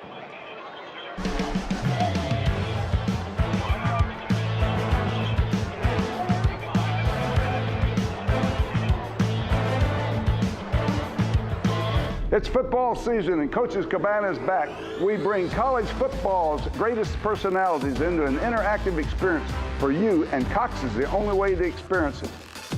Watch full screen on the Cox channel or stream online with your Cox high-speed internet at coachescabana.com. We bring you the best commentary and insight each game day. From our cabana to yours, only on Cox. Coach's Cabana coming up tomorrow. Right now, we've got a first down, or second down actually, for Norman North at their own 1-yard line. They're just going to heave it out of bounds. They're not going to mess with any snaps. And Coach Barnes is telling play call right there. Coach Barnes is telling his kids, just get out of here. Let's get out of here and let's talk about how well we played in this first half. Norman North leading Mustang by a score of 28-13. They have to be very pleased with the way things have gone. Let's go down on the field. Dion Amade is standing by with the coach, Brent Barnes. Dion? Coach, you seem to be having a lot of success running the ball in the first half. Why do you think that is? Well, we got really big guys. Quan's running the ball well. He's running hard inside, and he's a great back. So we're following those guys up front. They're doing a great job being physical, opening holes. And when we need a big throw and catch, we're getting them. So we got to continue that second half. What are you going to tell your kids at halftime? Well, we've been here before. We've had leads at half. We actually were leading Owasso in the third quarter. We were down 7 to Union at half, and we got to come out and play better in the second half. We did in the first half and try to put some more points on the board and get a win. Good luck in the second half, Coach. All right, thank you. All right, Dion, thank you very much. 28-13, Timberwolves on top of Mustang. We'll take a timeout, come back with your Oklahoma Farm Bureau Insurance Halftime Show. The same Farm Bureau that you have always trusted, now even better. We'll be back.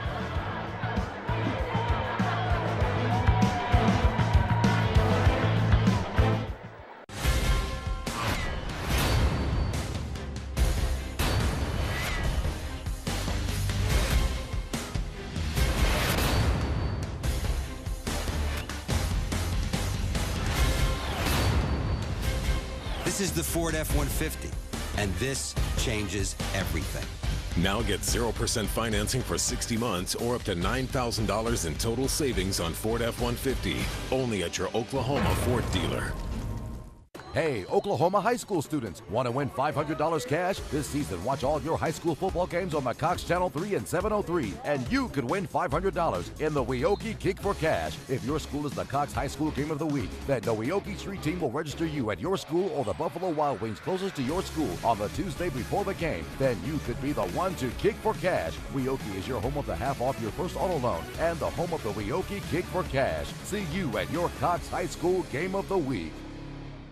Hi, I'm Cheryl Thurman, owner of American Truck Training. Ladies, are you making $40,000 to $60,000 a year? Why not?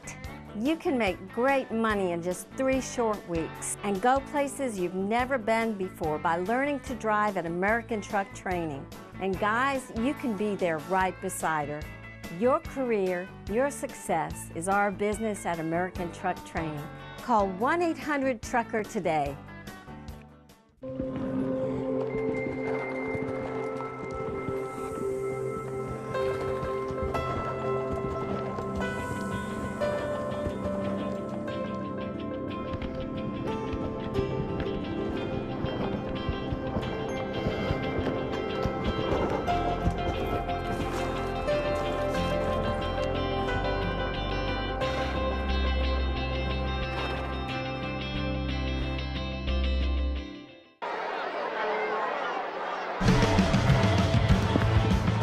Welcome back, everybody. Your Oklahoma Farm Bureau Insurance Halftime Show, brought to you by the same Farm Bureau that you've always trusted, now even better. And we have a full football field out here tonight. And I'm only going to guess that this must be the varsity, the junior high. That's a lot of band members out there that are getting ready to perform here at the halftime. Our score right now, 28-13, with Norman North. Bit of a surprise over Mustang. The Broncos coming in with a 5-0 record, rated number 3, while Norman North came into the contest tonight with their record at 3-2. And for Norman North, they had come into this contest having lost their last 2 games, but making a statement here, at least in this first half, and I don't see any reason why they can't carry it into that second half, Mike. No, they really need to get a win. Starting district play 0-2, but then you start district play with Owasso and Union. I think most of the other teams in this district would also be 0-2, but they cannot start 0-3. They've really got to get a big win tonight, and they would love nothing more than to come in here and upset Mustang and give them their first loss of the year.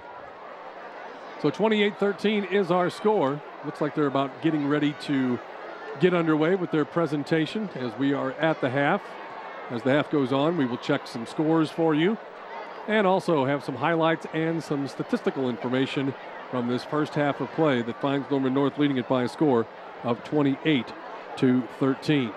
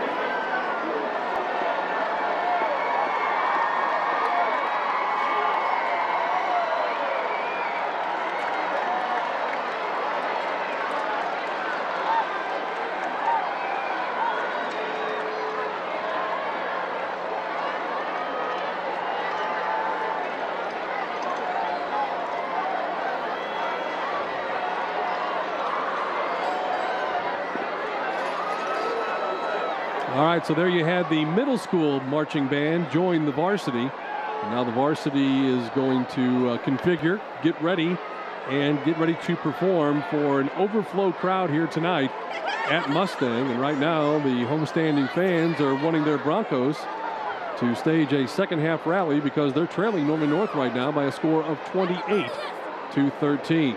You're tuned in to the Oklahoma Farm Bureau Insurance Halftime Show, brought to you by the Oklahoma Farm Bureau, the same Farm Bureau that you have always trusted, now even better. So as the varsity band gets ready to go and all set up, we will let them perform for you at halftime during your Oklahoma Ford Dealers Game of the Week. Quick timeout, and then we'll be back with the band performance right after this. From green country to the panhandle and all points in between, Oklahomans have a lot of ground to cover. Best you do it in a fuel-efficient Ford, the brand more people search, buy, and buy again. Ford EcoBoost engines get you there with the power you want and the fuel economy you need, something the other brands just can't offer. Now get 0% for 60 months or up to $3,600 total savings on a 2016 Ford Fusion at your Oklahoma Ford dealer, the best in Oklahoma. Hey, Oklahoma high school students, want to win $500 cash? This season, watch all your high school football games on the Cox Channel 3 and 703, and you could win $500 in the Weoki Kick for Cash. If your school is the Cox High School Game of the Week, then the Weoki Street Team will register you at your school or the Buffalo Wild Wings closest to your school on the Tuesday before the game. Then you could be the one to kick for cash. Weoki is your home of the half off your first auto loan and the home of the Weoki Kick for Cash. See you at your Cox High School Game of the Week. Game of the Week is brought to you by your Oklahoma Ford dealers, the best in Oklahoma. MidFirst Bank, true to your money. Tulsa Tech.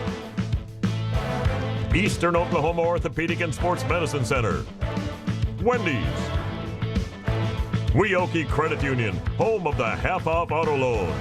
And by the Oklahoma Farm Bureau, the same Farm Bureau you always trusted, now even better.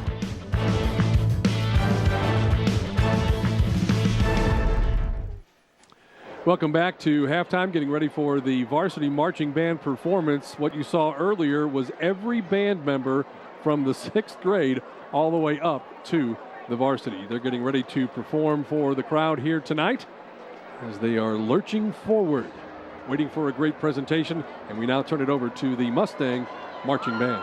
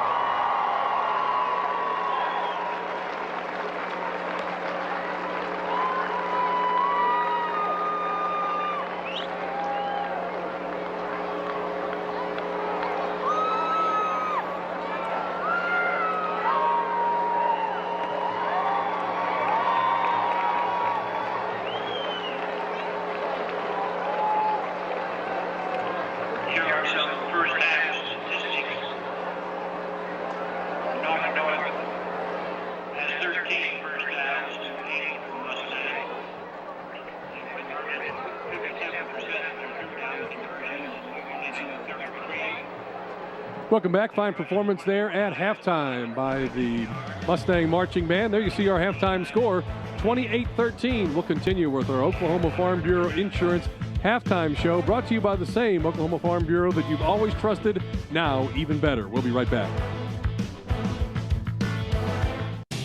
You're a big, bold Oklahoman, and the best truck to match the way you work, the way you live, is Ford Super Duty, the best-selling brand in Oklahoma.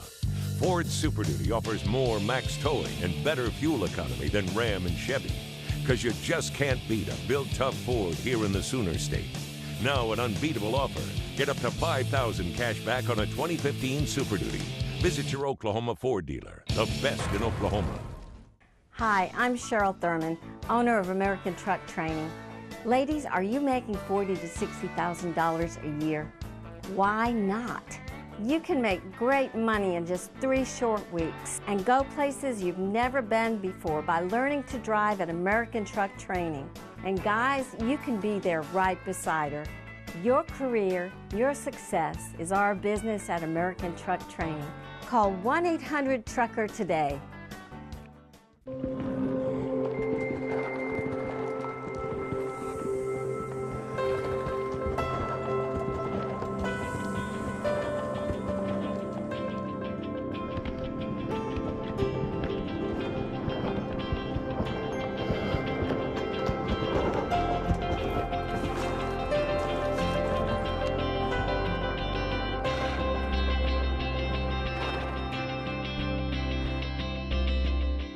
Come on, you guys. Tickets? Yep. Okay. Get it. Lights. Off. Front door. Locked. Alarm system. Armed. Air conditioning. 75. Entryway. Clear. Kitchen. Turn around. Why? Monitor your home even when you're not home. Cox customers can add home life for as low as $29.99 a month and ask how to get up to a $200 prepaid card.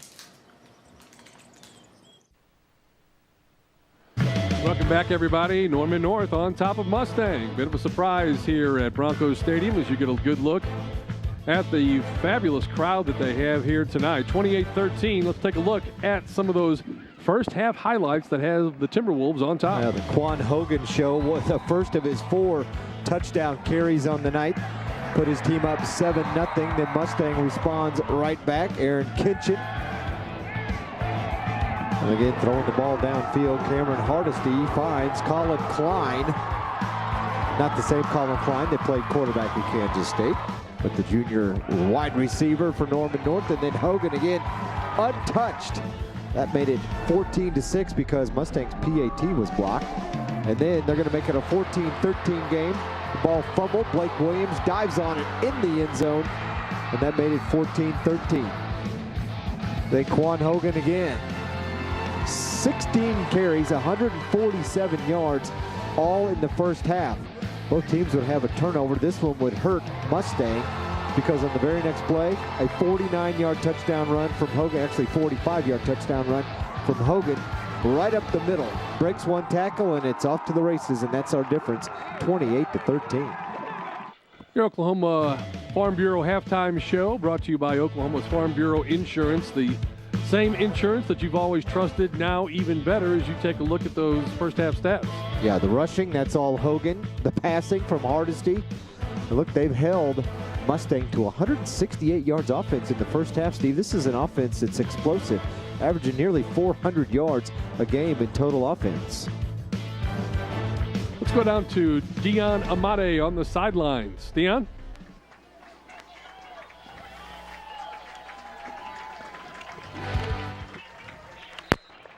Dion, take it away, my friend. Guys, I've been on a mission ever since we got here.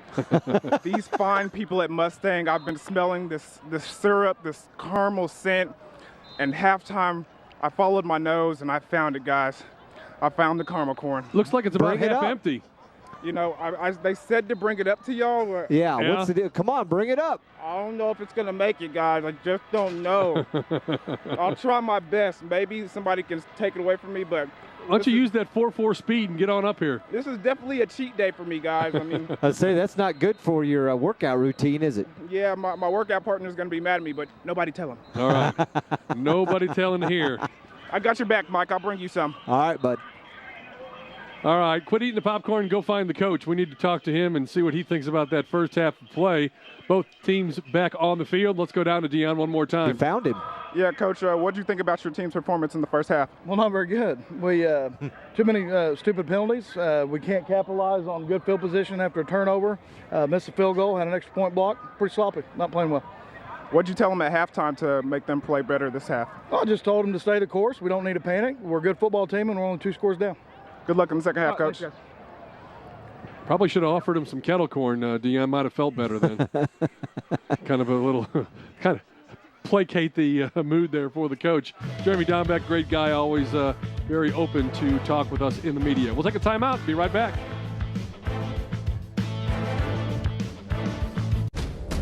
It's Ford's SUV Sign and Go event. Ford Escape offers a foot-activated liftgate and makes the typical weekend anything but with intelligent 4-wheel drive capability. Now just sign and go with 0 down, 0 due at signing, and 0 first month's payment hassle-free. Ford is making it easier for you to be unstoppable. Now lease a 2016 Ford Escape for only $279 a month with 0 down, 0 due at signing, and 0 first month's payment. Only at your Oklahoma Ford dealer. True care. It's a thing of beauty. You can see it in every last detail because no detail goes unnoticed. We believe that's the level of commitment you deserve when you come to MidFirst Bank. If that strikes a chord with you, stop in. We're always here to listen.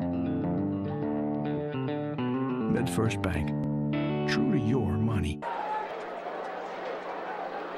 We're back at Mustang. Halftime score 28-13. Norman North with a bit of a surprise here on top of Mustang, who is unbeaten on the year and really has only been tested one time all season long when they beat Edmond Memorial 28-24 in week 3. Otherwise, they have rolled over pretty much everybody else. UConn, they beat them by 5 touchdowns. Beat Stillwater by 4 touchdowns. Blanked Edmond North 31-0 and beat Putnam North 45-7. So, maybe Coach Dombeck is telling his guys, we haven't been tested. As he said, we're a good football team. Stay the course. See how the Broncos handle it here in the second half. I got a good Jeremy Dombeck story, too, I'll tell you, as we go along here in the second half. Courtesy of our buddy Dave Harrington running the video in the truck. Kick is away. Goes all the way back to the 2-yard line. Running it up the middle, looking for some running room. Gets out across the 25 to about the 27. A flag comes out late, so hold everything. Little Ben Jones, man, 5'5", 140, and he's got a ton of fight in him. They've got him back there returning kicks. He catches the punts.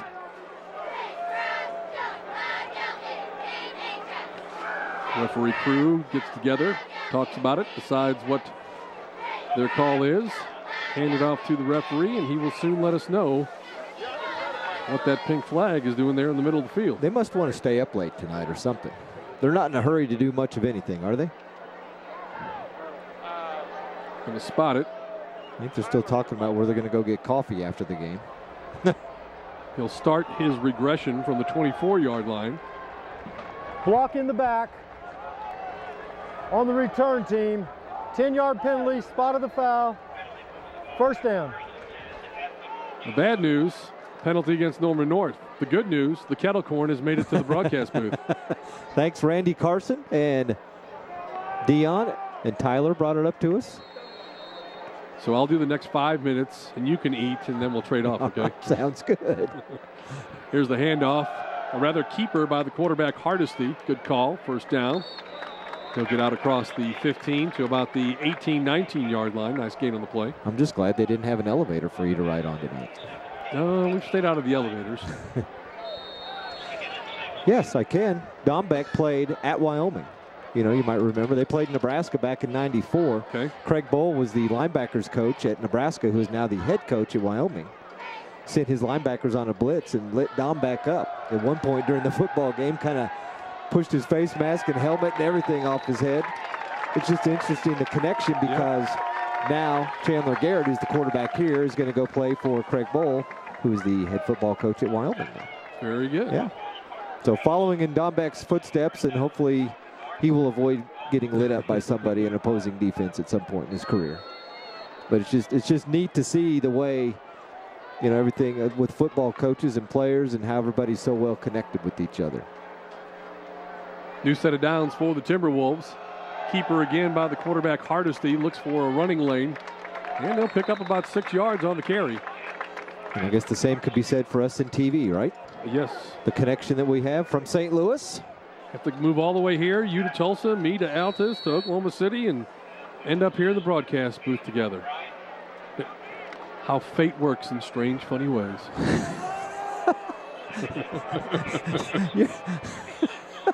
Were you a literary major in college or what? I'm waxing poetic this evening. Here's the handoff as he gets out to about the 39-yard line. Yeah. What kind of spice did they put in the kettle corn I for? haven't had any yet. I haven't had a chance.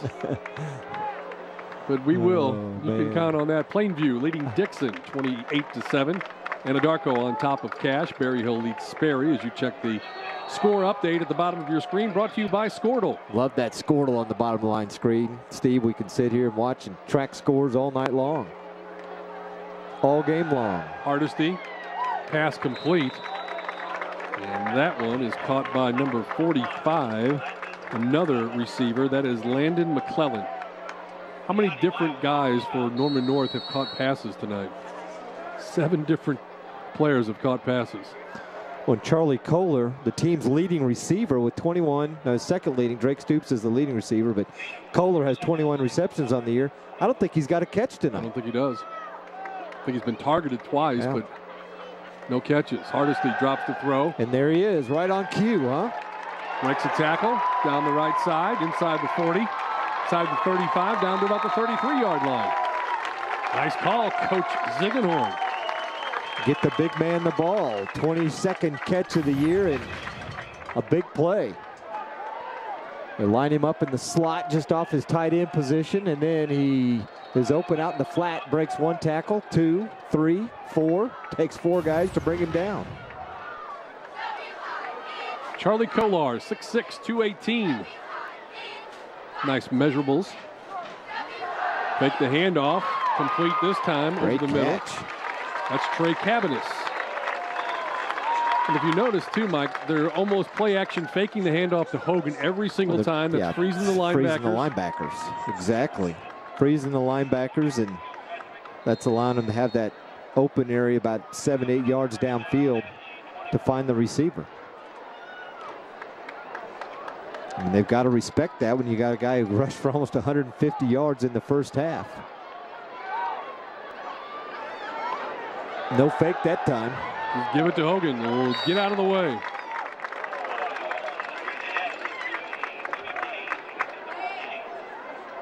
And again, they are in the red zone and right now just having their way with this Mustang defense.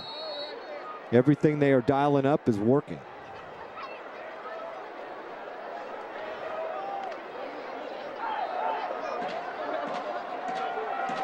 Second down and 3. We're going to look at Hogan in the backfield and movement up front. Hold everything. That'll be enough for a first down. 5-yard penalty results in a first down. And a look at the crowd. I decided to give that kettle corn up to somebody. Neither one of us needs to break our diet, Mike, and so speak for yourself. Jenks leading Westmore 48-0. Boy, the Tulsa teams are putting it on the west side this week. Here's Hogan trying to get in for a 5th time tonight. Stopped just short. And running the Wildcat again. Running clock. They got the kickoff, and here comes the jumbo guys in again, and I bet Hogan will get touchdown number 5. As Hardesty, though, does come back in on this play. Sometimes you don't want to outthink yourselves. You would think that it'd be so easy to go play action, fake it, and then drag a receiver over the middle, and he'd be wide open. Instead, they just direct snap it to Hogan. Hogan gets into the end zone for the touchdown, and the Timberwolves increase their lead. Number 5. Wow. Good look once again. Puts him up 22. And this one, well, no, I was going to say probably the most difficult of the 5, but it wasn't. He didn't get hit till he'd already hit the goal line. And again, just plenty of room for him to run by those big bodies up front.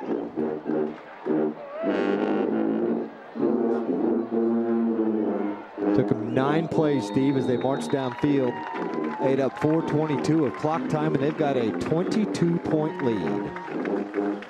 So now the score moves out to 35-13 in favor of Norman North, and we want to remind you that when children have internet access at home, don't be surprised when they're more confident, creative, and enthusiastic in the classroom. If your child qualifies for free school lunches, you could qualify for discounted Cox high-speed internet for only $9.95 a month. Visit connecttocompete.org/Cox to learn more. Connect to compete, smart tools for school. And the website right there at the bottom of your screen, as you also view the scores coming across via the Squirtle app. So the Hollis Tigers were winning this evening. So the folks out in western Oklahoma, the old stomping grounds, will be happy about that. Haven't seen an Altus score in a while. They were hooked up with Dell City. Deer Creek on top of Western Heights, 23-20. Had a good 5A game. And Union is up on Southmore, 31-17 in the third, trying to give Southmore its first loss of the season. High kick to the far side of the field, taken right at the 16-yard line. Breaks the tackle, continues down the sidelines, and is taken out of bounds. And now Mustang will put it in play. And it's going to be very important for Mustang to get something going. Altus leading Dell City 28-7. Running that flex bone down in Altus. Jeremy Reed has done a fine job in revitalizing that football program. Broncos bring it out, 1st and 10. Now it's real important for this drive for them to get something going, and they need to put some points on the board. After that second touchdown, they've been pretty much shut down. Great play fake, but Norman North did not bite. That's going to be picked. Intercepted, taken away by the Timberwolves. Great pressure on the quarterback all night long, and Ben Neighbors comes up with the Oski. And not a good decision by Garrett, rolling out to his right and just throwing it up, hoping that his receiver would be able to come back and get it. And he overthrew the receiver and underthrew the one that was behind him. And that allowed the defender just to step up and catch the pass. That's easy pickings right there. Maybe could have had a face mask at the end of that too. Thought the same thing. So obviously Mustang is frustrated now. And Norman North, they've got to keep Norman North out of the end zone. They're starting to pull away, leading by 3 touchdowns. Little reverse. Looking downfield, but the receiver not open, then throws underneath, and a nice pickup off the top of the turf. Reception by Kolar. That was not easy. Well, what I say about 3 plays ago, they need to get him involved, and now they've thrown to him twice. This was not intended for him. Great job defensively by Mustang, as the receiver that the ball really was intended for was covered downfield, and Kolar broke off his route and was able to get a first down. Marquardt was the thrower of the pass that time, and hooked up there with Charlie Kolar. 1st and 10 from the 17-yard line. Hogan in the backfield. Takes the handoff this time, starts right, then comes back left towards the middle, breaks the tackle, still fighting, still working, and he'll get down to close to the 11-yard line. And a little active there on the after play. Well, here he is again, kind of dancing. He got to right there just go. If he goes and shoots that hole right there, he's down to the 10-yard line, and he ends up there anyway, just because of the way he can elude those tacklers. If he's going to that next level, which we expect him to at D1, they'll get that out of his system pretty quick. Dion, what do you think? Yeah, great job by Brandon, number 10 right there on that reverse. Everybody wants to go for that deep threat, but he saw that it was covered and checked it down. Tremendous job by him being patient and just taking what the defense gives to him. Number 6. For number 6. Quan Hogan finds the end zone for a 6th time tonight. And now the score stands at 41-13. Wow. They are on a mission tonight, led by Mr. Hogan. Again, untouched. I don't think he's been touched or challenged on any of his 6 touchdowns. Obviously, he's had to have some good blocking up front. Yes. So would you call the guys up front Hogan's heroes? Yes. Very nice. Thank you, Captain. I've been brought my A game tonight. Colonel Klink. I know nothing. Schultz.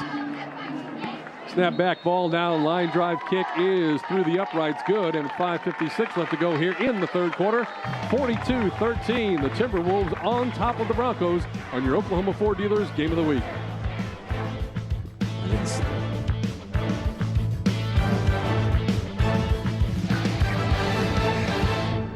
Hi, I'm Cheryl Thurman, owner of American Truck Training. Ladies, are you making $40,000 to $60,000 a year? Why not? You can make great money in just 3 short weeks and go places you've never been before by learning to drive at American Truck Training. And guys, you can be there right beside her. Your career, your success is our business at American Truck Training. Call 1-800-TRUCKER today.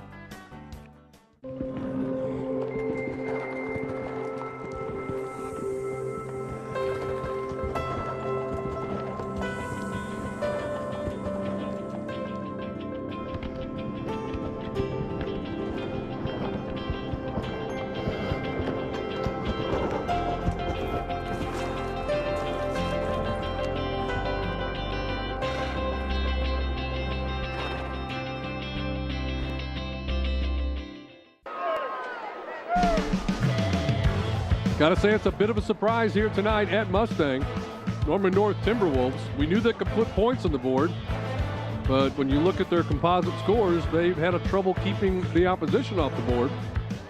And given Mustang's background, I was kind of expecting a 42-28 type game, but I did not expect Norman North to be on top right now, leading it by 29 points and 4 touchdowns ahead of Mustang. Broncos just haven't been able to get it going offensively yet tonight.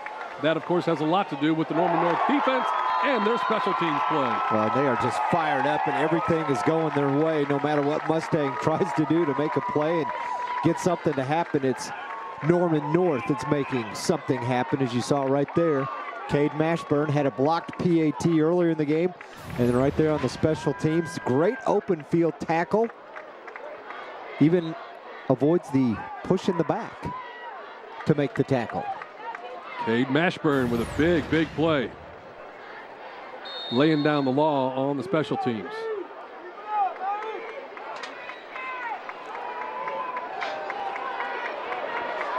Plenty of Here's time. Garrett. Yes, they're only rushing 3. And he gets popped pretty hard and then falls down on the track, trying to avoid running over a couple of youngsters that are out on the track. He's going to be okay as he jogs right back to the huddle. Here comes Garrett again, coming near side. Still fair game. He's still in the field to play. Yeah, he was hit while still in bounds. And Dion, look at Dion. Look at him. Look at Dion. I missed it. Saving the crew out there. Handoff left side, going to get out to the 25-yard line. What? All right, let's see this. Check out Dion, lower left-hand side of your screen. Getting the heck out of the way. Loki's out of the way. There's Dion. Oh, my goodness. That'll be some kind of community service award or something. Dion Amade. I had to save one, guys. I had to get one. Man, that was impressive. Why didn't he just bow up to him and give him a shoulder and knock him back? I didn't want to hurt him. He still has to play in the game. This team's already down. I mean, I got to give them a chance. It's amazing nice job. Amazing what that kettle corner will do. Nice move to the outside. Going to be a nice gain on this play here for the Broncos. Not giving up just yet is Aaron Kinchin. Broncos looking for anything that they can build upon right now. They need a touchdown. They need a turnover. As again, we start talking about how many more times do you think you'll get the football left with still about 16 and a half minutes left to go in the ball game.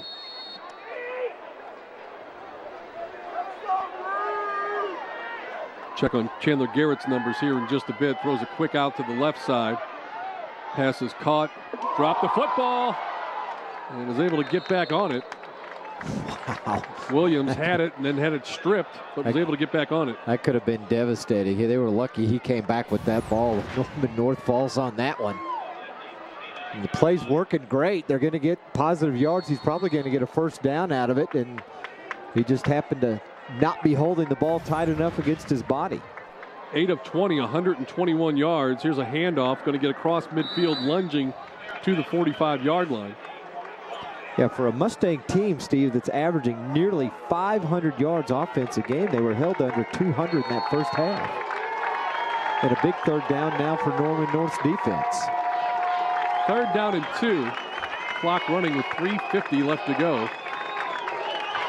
The defensive front has done a fine job for the Timberwolves tonight. Garrett. Slant. Pass is caught, reverses field. Nice move. First down yardage and then some. And on the reception there is number 81. And that is, I believe that's Bobby Brown, is it not? Yes, it is. Yes, it is.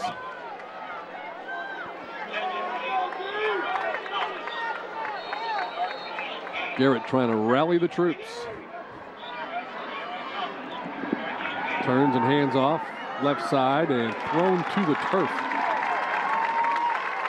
That was a statement tackle right there. Yeah, great defense up front. Ethan Robinson, the senior defensive lineman, with the tackle.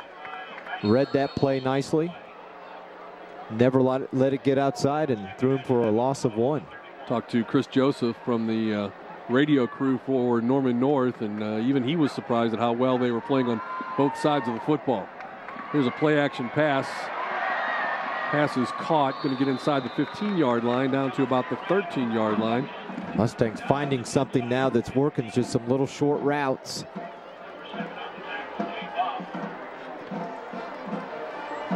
And you can almost see the urgency in what they're doing offensively, can't you? And they should be. I mean, they're down 42-13. Fake the jet sweep, give the handoff up the middle. And Norman North is not having any of it. He picked up about 2 and then was driven back by a group of Timberwolves. Short gain, if any, on the play. Maybe a yard.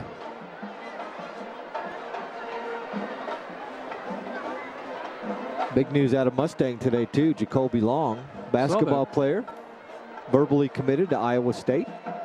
They won state last year, ran the table, and did not lose a game. Garrett looking to throw, looking towards the end zone. Can't find anybody to throw to. Now decides to tuck and run. Breaks one tackle, but not any further as he gets down to the 10-yard line. Good coverage sack by the Timberwolves as nobody could break free. Everybody covered again, and Norman North in secondary has done a great job defensively tonight against these Mustang receivers. Would you say Mustang will probably be the favorite in 6A basketball again next year? Yeah, I know that Austin Meyer left the team. I think he moved down to play with his dad, who's a coach in Texas. Johnny Hatchett, who we saw last night for Edmond Santa Fe, will return a good group of players. Pass is caught here, taken down at about the 5-yard line. Pass is caught by Mustangs number 7, Dylan Duran. 4th down, they got to go for it. They can get a first down without getting a touchdown. Norman North fans rise to their feet. Big play right here. Final minute, the 3rd quarter. Garrett turns and hands off. Kinchin, he's got first down yardage, fighting to get into the end zone. He does not get in, but he will get enough for the first down and give them a new set of downs.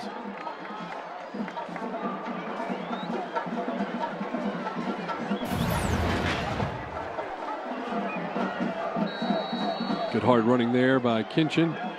Got close. Couldn't get it in. See Garrett going to keep it here. Garrett slides in and he gets the touchdown for the Broncos with 33 seconds left to go in this third quarter. That makes the score 42-16. You don't go chasing that 2-point conversion just yet. Not at this point. No, they got to wait till they get close. Garrett takes a seat, gets into the end zone for the score. Yeah, Jacoby Long was on this Mustang football team last year, but head coach and dad, Terry Long, even last year was trying to guide him away from playing any more football. And he'll go to Iowa State. The extra point is good. 42-19 is our score now. 42-20 with Norman North on top of the Mustang Broncos here on your Oklahoma Ford Dealers Game of the Week. Some more scores there at the bottom of your screen, brought to you by Squirtle. You can download the Squirtle app to your mobile device. Just go to SKORDLE. Start getting to those dual name town teams, you know you've gotten down to Class A and B. A lot of the smaller schools like Rush Springs, Quapaw. Oh no, that's one word. Yeah, Mountain View Gotebo and Lokiba Sickles. Right. Velma Alma. There's a Burns Flat Dill City. Memorial and Noble hooked up in a good one, 28-24. Collinsville leads Grove 30-7. And Ardmore all over El Reno tonight. Time for Mustang to kick it off, see how they want to play it. They kick it away. Taken at the 10-yard line. Get your boy here.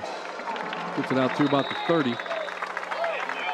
Good return by Ben Jones. Solid job.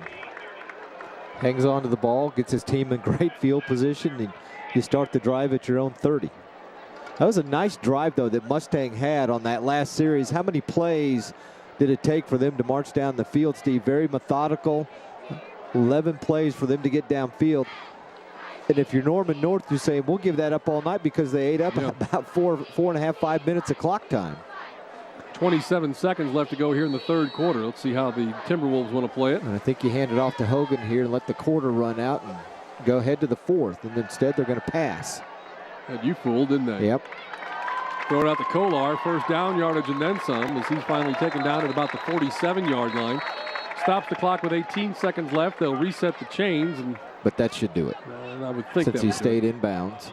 Lawton Mack leading Duncan 31-13. Is there a flag down? Yes, there is a flag down over on the other side of the field at the 30, and it may be a sideline warning against Mustang. Coach Barnes is looking in askance as they tend to Charlie Kolar's ankle or something. Well, it's going to be called against Norman North.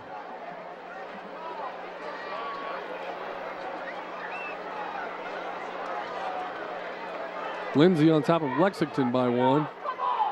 Coach Barnes is really upset about something.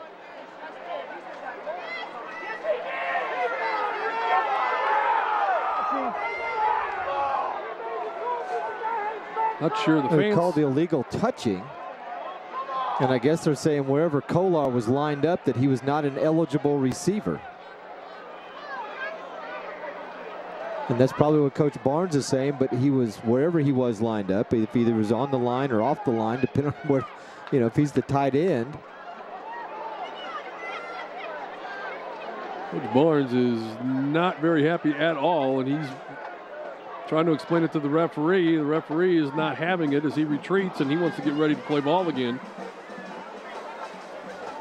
You can look at it as though, well, they got a 3-touchdown lead, but that would also have been a first down.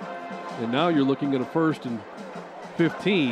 Yeah, the coaches are wanting to run the play, and Hardesty's saying, hey, why do we need to run a play? There's only 5 seconds left in the half. Yeah, good job by the... Yeah, the quarterback noticed and said, no, we don't need to run a play. Let the half run out, or the quarter run out. Let's go to the fourth. And that'll also give Coach Barnes another opportunity to voice his case. We'll take a timeout. Be right back. Fourth quarter on the way.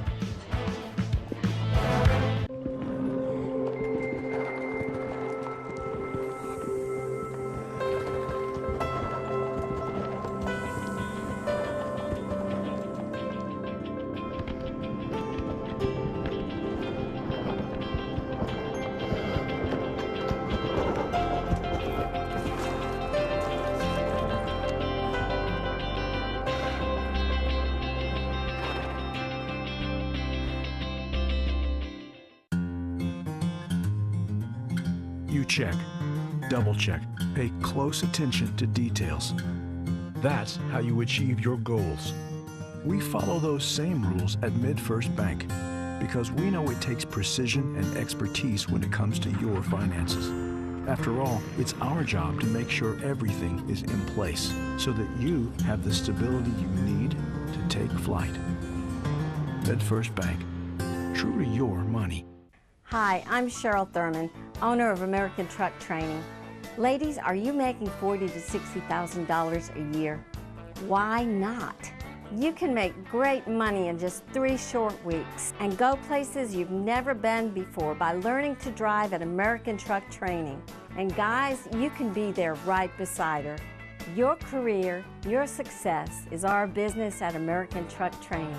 Call 1-800-TRUCKER today. 42-20 is our score. Norman North on top of Mustang as we get ready to start the 4th quarter of play. They're still discussing whatever happened on that last play. Apparently the receiver wasn't lined up properly. According to the official, Norman North guys are saying he was lined up where we tell him to line up when we run this play. We know what we're doing. Crazy way to end that 3rd quarter, yeah. But heck, if you're Brett Barnes and the rest of the Norman North crew, you kind of blow it off and move on and say, all right, now it's 2nd down and let's get a 1st down, and all that doesn't matter anymore. 12 minutes left to go in this ball game. Timberwolves on top by 3 scores. And the first play from scrimmage, huge hole, and here comes Hogan again. Hanging on by the shirt string, knocked out of bounds near the 1st down marker. Originally looked like it was going to go for a lot more than that. Yeah. Fortunately for Mustang, one of the defenders was able to hold on to Hogan's shirt tail. And they're going to run Wildcat and bring in the jumbo package in on this 3rd short. Need to get the 1st down. In the old days, they had the tearaway jerseys. He'd been in for his 7th touchdown. Yeah. He did go out of bounds. They need a little bit more than a yard to get the 1st down. Just 2nd and short. Hogan will get the 1st down. And then some.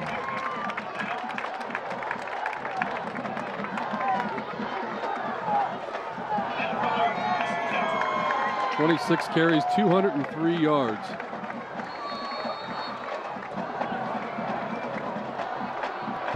Yeah, 25 for 199, and after that last now, 26 for 203, 6 touchdowns, and Hogan's heroes blocking for him up front. You may be onto something. Been pretty creative tonight. Between that and your poetry that you were ranting earlier. Ball gets out to about the 49-yard line. Clock is running. Just beginning the 4th quarter of play here.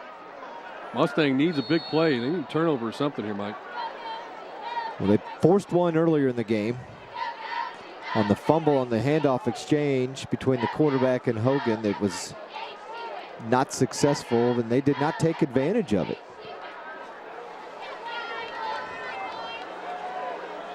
Running play.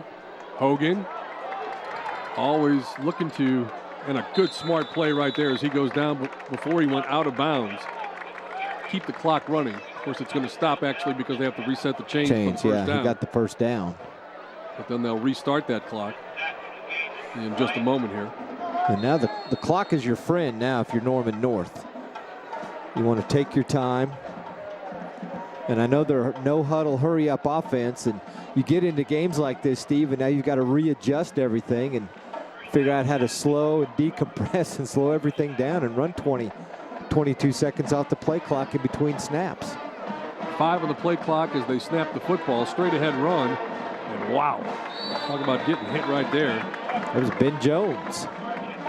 5'5", 143, as you mentioned. He went in there with a head of steam and got hit, knocked backwards. But did pick up a few yards on the play. They spot it right at the 41.5-yard line.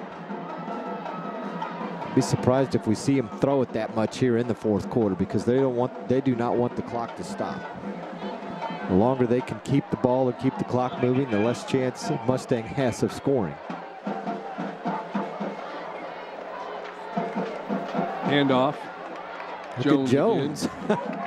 Nice run. Working his way and protecting the football.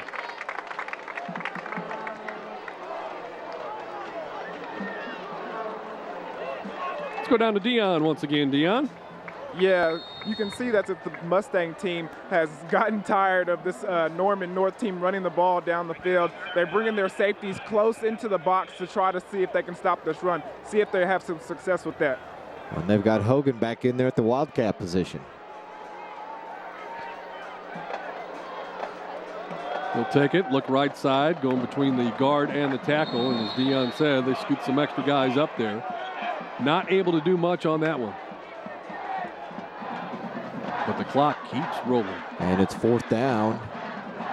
About 1.5 yards. And I say you go for it again. Yeah. Or at least go with the guys that you're going to go for it. Maybe draw them offsides. That's G-U-I-S-E, guys.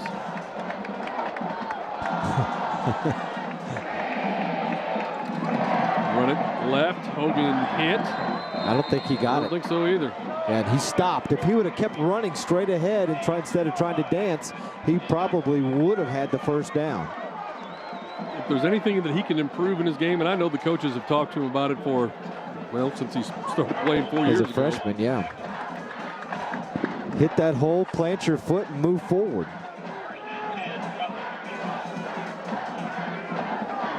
And he's also a little tired too, Steve. He's got almost 30 carries on the night. So change of possession gives the ball to the Broncos with 8:23 left to go. It's sitting at 28 carries.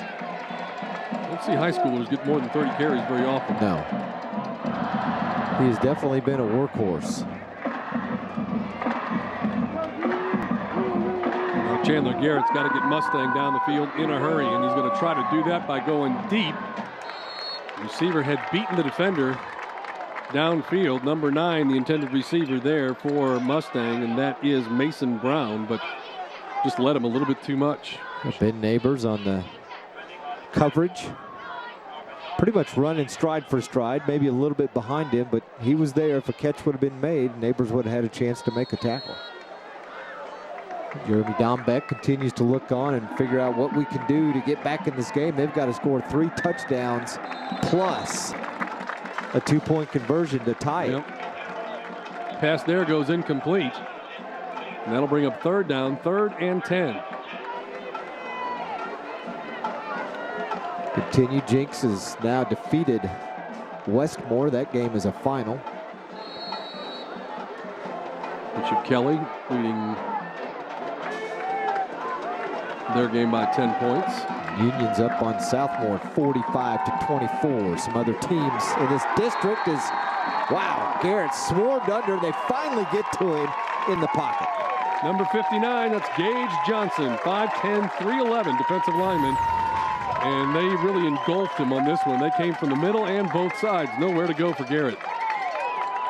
And that's the first time tonight, really, they've contained him inside the pocket, Steve, and not allowed him to get out and scramble, and they made him pay. You know, they run a 3-4 defense, but from time to time, they'll bring one of those linebackers or the 4th man up to blitz in there.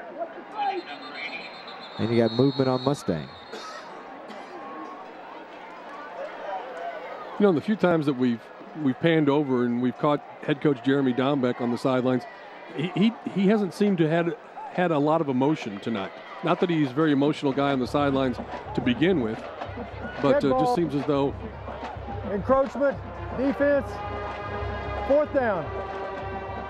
Sometimes the best thing that can happen to a team is you take a loss, you find out what some of your deficiencies are, you work on those, and it makes you better in the long run. It was a high short kick. Going to go out of bounds right at midfield. And a little bit earlier, we had our Weoki kick for cash. We hit the upright last night. We're looking to see if we can't get just a little bit closer here tonight. I'm here with my friend Tammy and my other friend, Cole Embry, who's about to participate in the Weoki kick for cash. You ready, Cole? Yeah, I am. Let's go. Let's get it.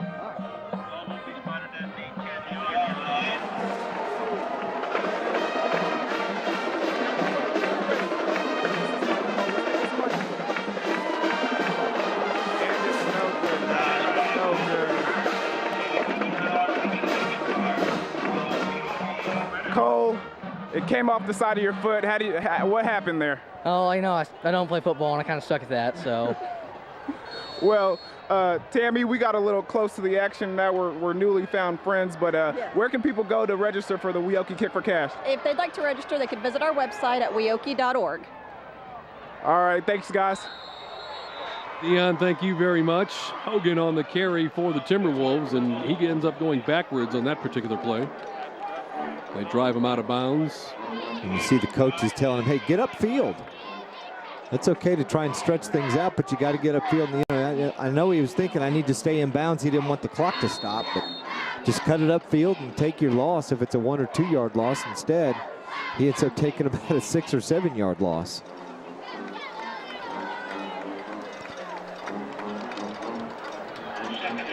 So that's who Dion saved on the sidelines. Oh, you're probably right. That's his newfound friend that he helped out. Here's Hardesty. He's going up top, looking deep for Klein. Klein is there, and he's got it. Oh, nice catch. What a combo these two have been, not just tonight, but all year. Again, he came in averaging 43 yards of reception and has done nothing to hurt those numbers here tonight. Well, Hardesty just drops back. It's a go route. I'm not from the south, but a go route state right down the right sidelines, and Klein was there to haul it in.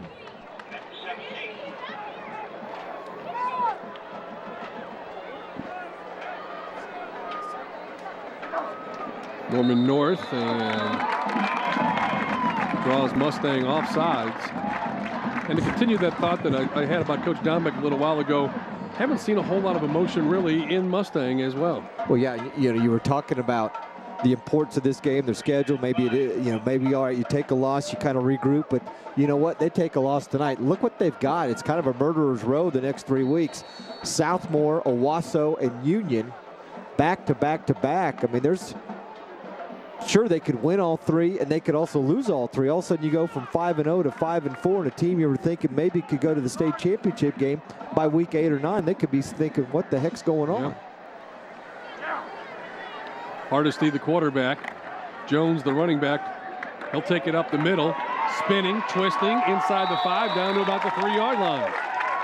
Keep feeding him. Give him the ball again. Let him get a touchdown. Love the way he runs with the football, Steve. He protects it. He runs hard, sticks his nose in there, and runs right up the gut. 11 carries, 47 yards coming into tonight's contest. And he has added to those numbers. 3 carries, 21 yards on the night. And as a team, they're probably close to 250-plus yards rushing. Look to try to add to that figure right here. 1st and goal from the 2. Jones again tries the left side, and he's in. Touchdown. Timberwolves have put this one away for all intents and purposes. With 5:05 left to go, they get in the end zone once again and now lead 48-20 with the extra point to come. And what can you say? Great. Look at the blocking up front. Just huge hole, plenty of space for him to run, and he just kind of steps his way into the end zone, gets tackled at the goal line, and 7th rushing touchdown of the night for this Norman North football team. Very impressive performance here this evening. Snap is back, ball down, kick is up, it's good. And we'll take a timeout with 5:05 left to play, and Norman North leading Mustang 49-20 our score.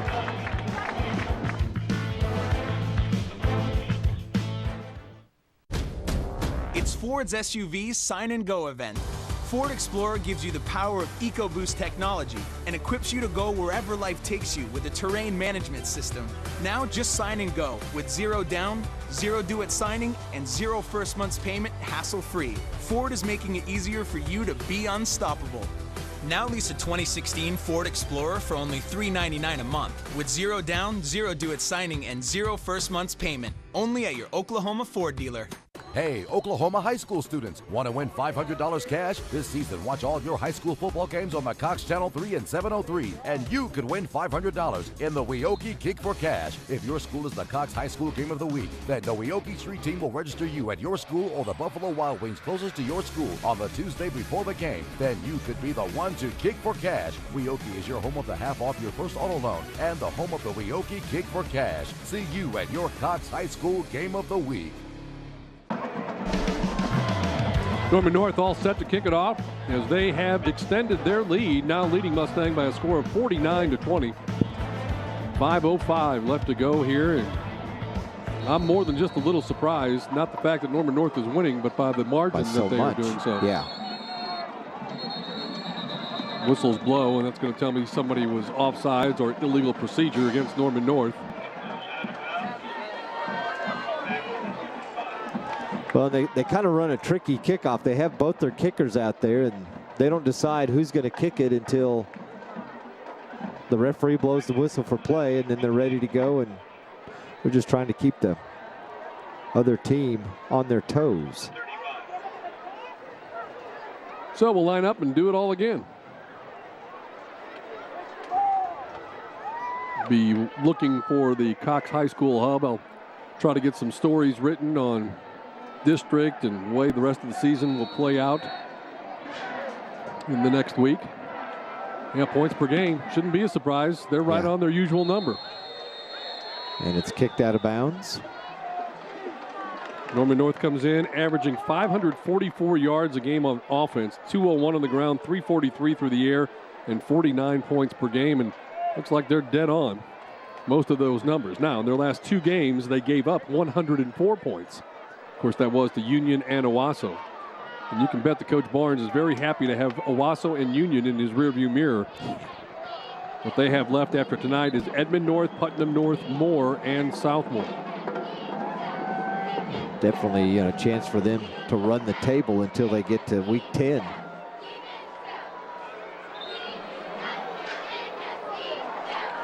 And to take a look at it, there's tonight's game obviously with Mustang. Then as Steve said, they've got Edmond North next Thursday. Then Putnam City North the following Thursday. Then they host Moore and Southmore to wrap up the 2015 season. Yeah, the Southmore game, that may decide who finishes third and fourth. Yep. Or maybe even second in the district. That's going to be interesting to see how it all shakes out. Southmore beat Owasso last week 60-41. Here comes the kick, taken on the run at about the 25-yard line. Hit and then finally taken down at about the 42-43-yard line, and that's where the Broncos will put it back in play. And the way things are going in that other district, the third and fourth place teams in this district are going to have to play 1 and 2. Jinx and Broken Arrow in week 1 of the playoffs. So you don't want to finish third or fourth. Got to fight for that second spot. Which, they went out. There is a chance. Just all depends on what happens with Owasso and Union.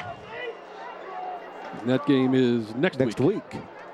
So if Union wins that, Owasso will then have 2 losses. There's Garrett in trouble once again. And makes a guy miss just to get back to the line of scrimmage. He just has not had any open receivers very often tonight. There's been a few instances where somebody's run across the middle. But looking downfield, 10, 15, 20 yards downfield, he has not been able to find anybody. And then he's just been under pressure, has not been able to stand in the pocket and throw a good pass.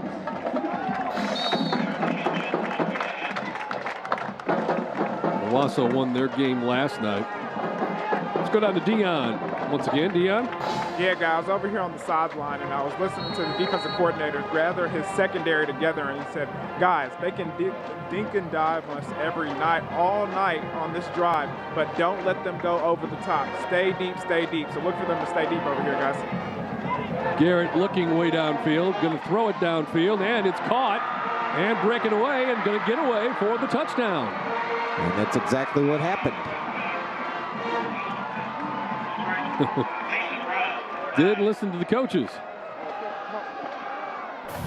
Mason Brown The coverage wasn't bad. The defender was on him. Garrett makes a nice throw, being hit as he throws the ball. Brown was just right in front of the defensive back, came up with the ball, and then there was nobody there to make the play.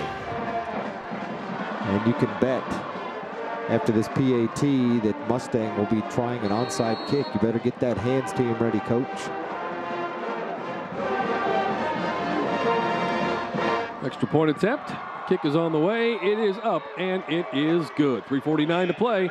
49-27 our score. We'll take a timeout. Be right back.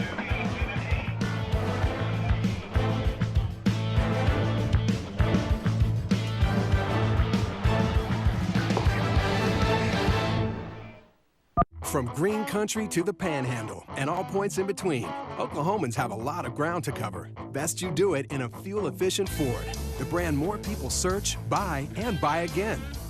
Ford EcoBoost engines get you there with the power you want and the fuel economy you need, something the other brands just can't offer. Now get 0% for 60 months or up to $3,600 total savings on a 2016 Ford Fusion. At your Oklahoma Ford dealer, the best in Oklahoma. Hi, I'm Jerome Redmond, president of American Truck Training. We've helped many Oklahomans earn between $37,000 to $60,000 their first year right out of school. Everyone knows that earning a commercial driver's license is one of the best ways to get ahead financially. Don't settle for less.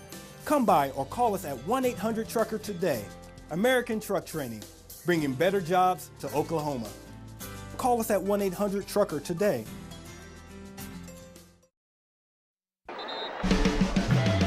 So Mustang is not going to go down without a fight as they get the 57-yard touchdown pass. And now with 3:49 remaining, 49-27, but still a 3-touchdown differential, and an onside kick is what you would expect here. And they've got the hands team out there. Look at the numbers. You got Kolar and Hogan, the receivers out there. Stoops is out there. Yeah, 3:41. I mean, they've got to score 3 touchdowns plus in 3.5 minutes, and the only way to do it is not to kick the ball deep. All right, here we go. 3:49 to play. Kicker approaches the ball, kicks the top of it. Good hands team is there. Mustang signaling they have it, and they do. Got it came out. Looked like Jake Simmons originally had it, and somehow it kicked out. Take a look, Steve. Little squib, great squib kick. Oh yeah, it went right. He just fell over the ball. It popped out again a second and third time. And then Simmons, or who was that, number 3 that came up with the football? Actually, it was 14. Ghosh Williams, who had the first shot at it for Norman North and was unsuccessful. But it's Ping Harris that comes away with the football. Garrett back to throw, looking downfield again, and the pass is caught. And once again, it's Mason Brown. Just that quick, here they come. And flags fly. So hold everything. And looks like we may have a player ejected for Norman North.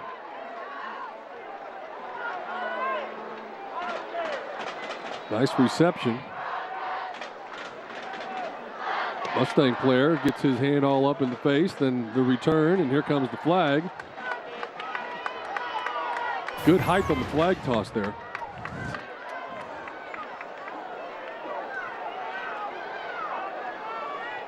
Here comes your call.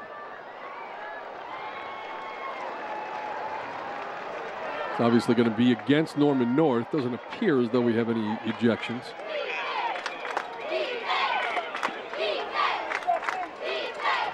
Dead ball, personal foul, defense, first down. I mean, they missed the initial shot. That's the way it always happens. Second man in always gets caught. But the guy was right there on how he missed it. Yeah, it should have been offsetting. Absolutely. Running play, Daniel trying to get into the end zone. Going to be a little short, but there's still 3:27 left, and they get in here. You get another onside kick, you might be in for a wild finish. Quickly back to the line of scrimmage as you watch the replay. And Garrett's going to keep it himself and walk into the end zone. That didn't take long. Less than a minute. And here come the Broncos.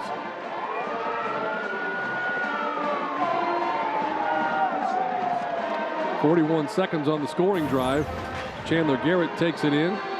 And now the extra point attempt. And the coaches get busy on that Mustang sideline and on the Norman North sideline to talk to the hands team about what is about to ensue.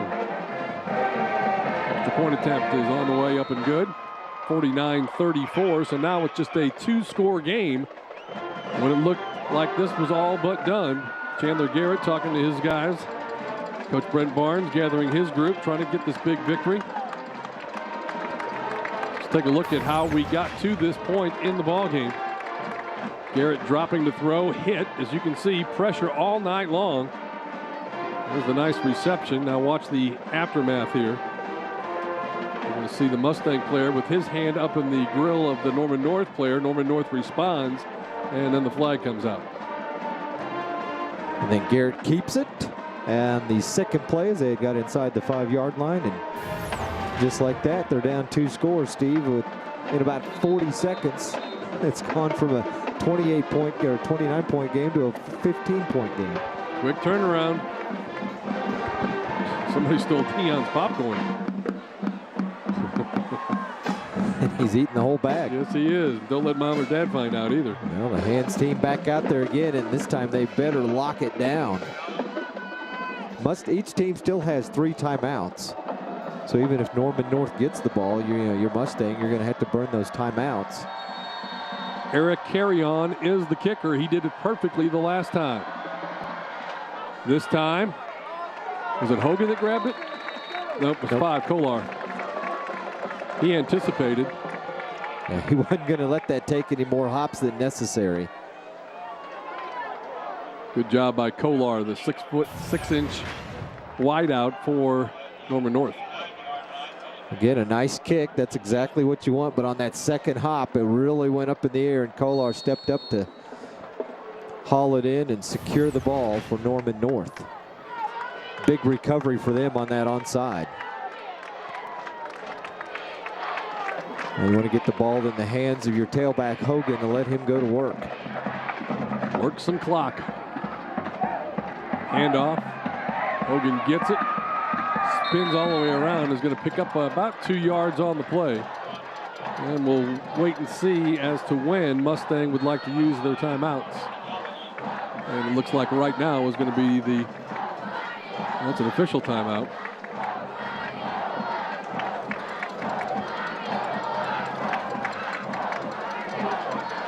And it looks like they're about ready to restart. And here we go.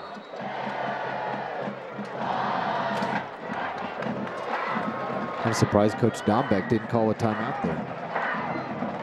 Yeah, because you don't have the benefit of the 2-minute warning in high school football.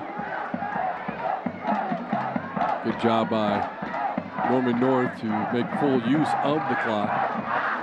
I'm thinking zone read, quarterback keep. Zone read. Nope. Hand it off to Hogan. Right in the middle of the pack. Now Dombeck calls the timeout.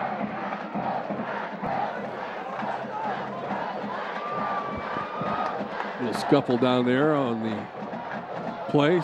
So timeout. We'll take one as well. 2:18 to play. This one's not over yet. Stay with us, everybody. We'll be right back. When children have internet access at home, don't be surprised when they're more confident, creative, and enthusiastic in the classroom. If your child qualifies for free school lunches, you could qualify for discounted Cox high-speed internet for only $9.95 a month.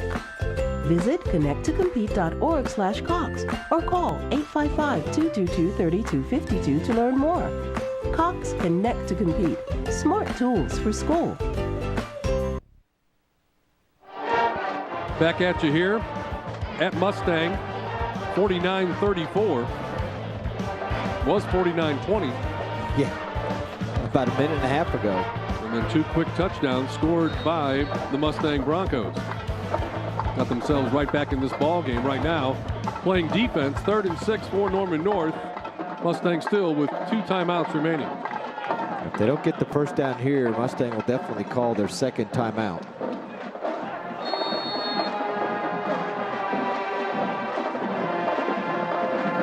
See how the Timberwolves want to play it. Snap it back. Going to throw the screen, and he dropped it. Would have been tackled. You got a flag down, too. I think they're going to have a late hit on the quarterback.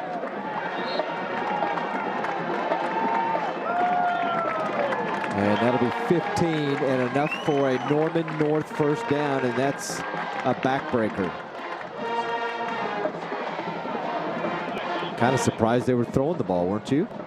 Yeah, but they had the right call on with the screen, but then he was going to be tackled even had he caught the ball.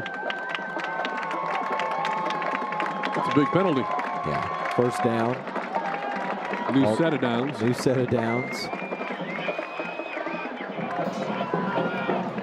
And force Mustang to burn their last 2 timeouts on these next 2 plays. How about that, Steve? Season yards per game, 482. Tonight they're under 300, just 77 yards rushing. Hogan with 30-plus carries on the night. Stay in bounds, and they're going to push him out.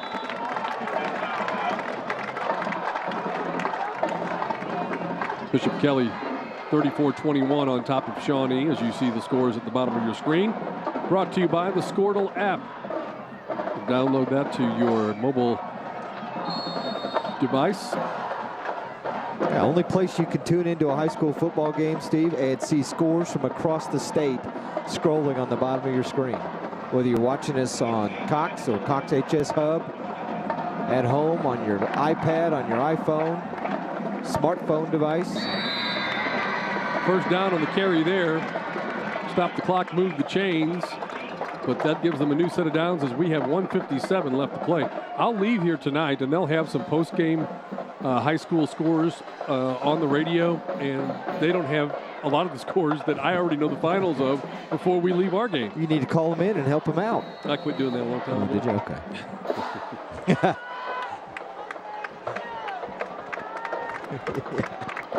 Me too. I remember how hard it was to get scores many years ago. You'd call the police department. I did not see that Putnam City score. All right. Zig's checking it because he's got it downloaded.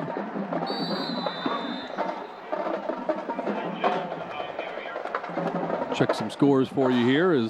Putnam City looks like it's final now. 31-30. They beat Edmond Memorial. How about that for an upset? Wow. Well, it looks like all the districts are being thrown in quite a tizzy.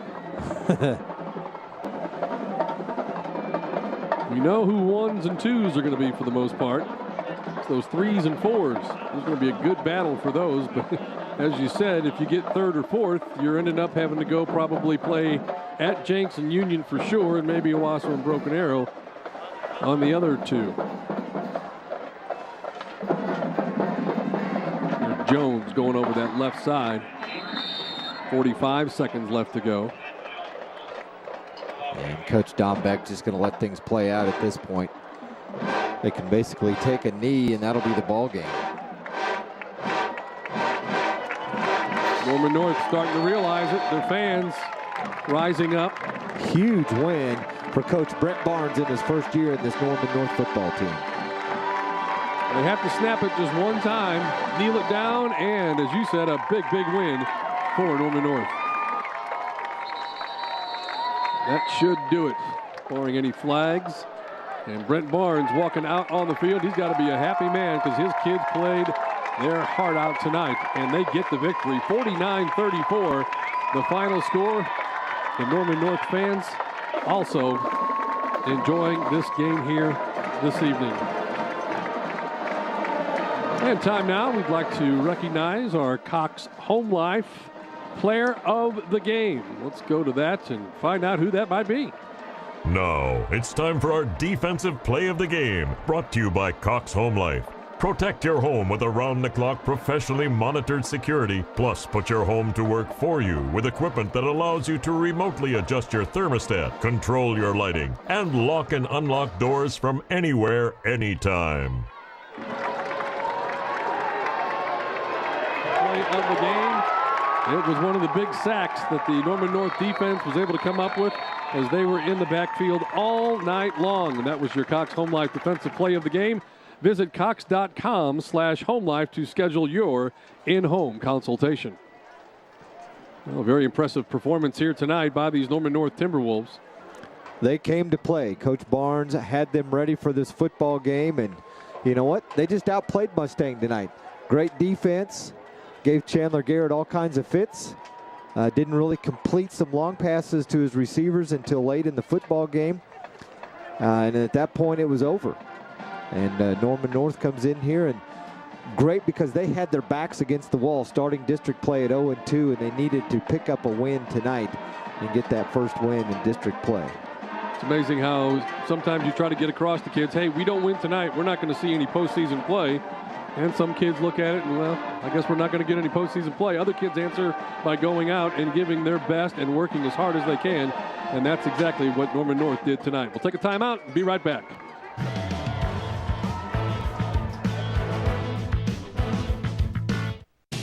You're a big, bold Oklahoman. And the best truck to match the way you work, the way you live, is Ford Super Duty, the best-selling brand in Oklahoma. Ford Super Duty offers more max towing and better fuel economy than Ram and Chevy, because you just can't beat a built-tough Ford here in the Sooner State. Now an unbeatable offer. Get up to $5,000 cash back on a 2015 Super Duty. Visit your Oklahoma Ford dealer, the best in Oklahoma.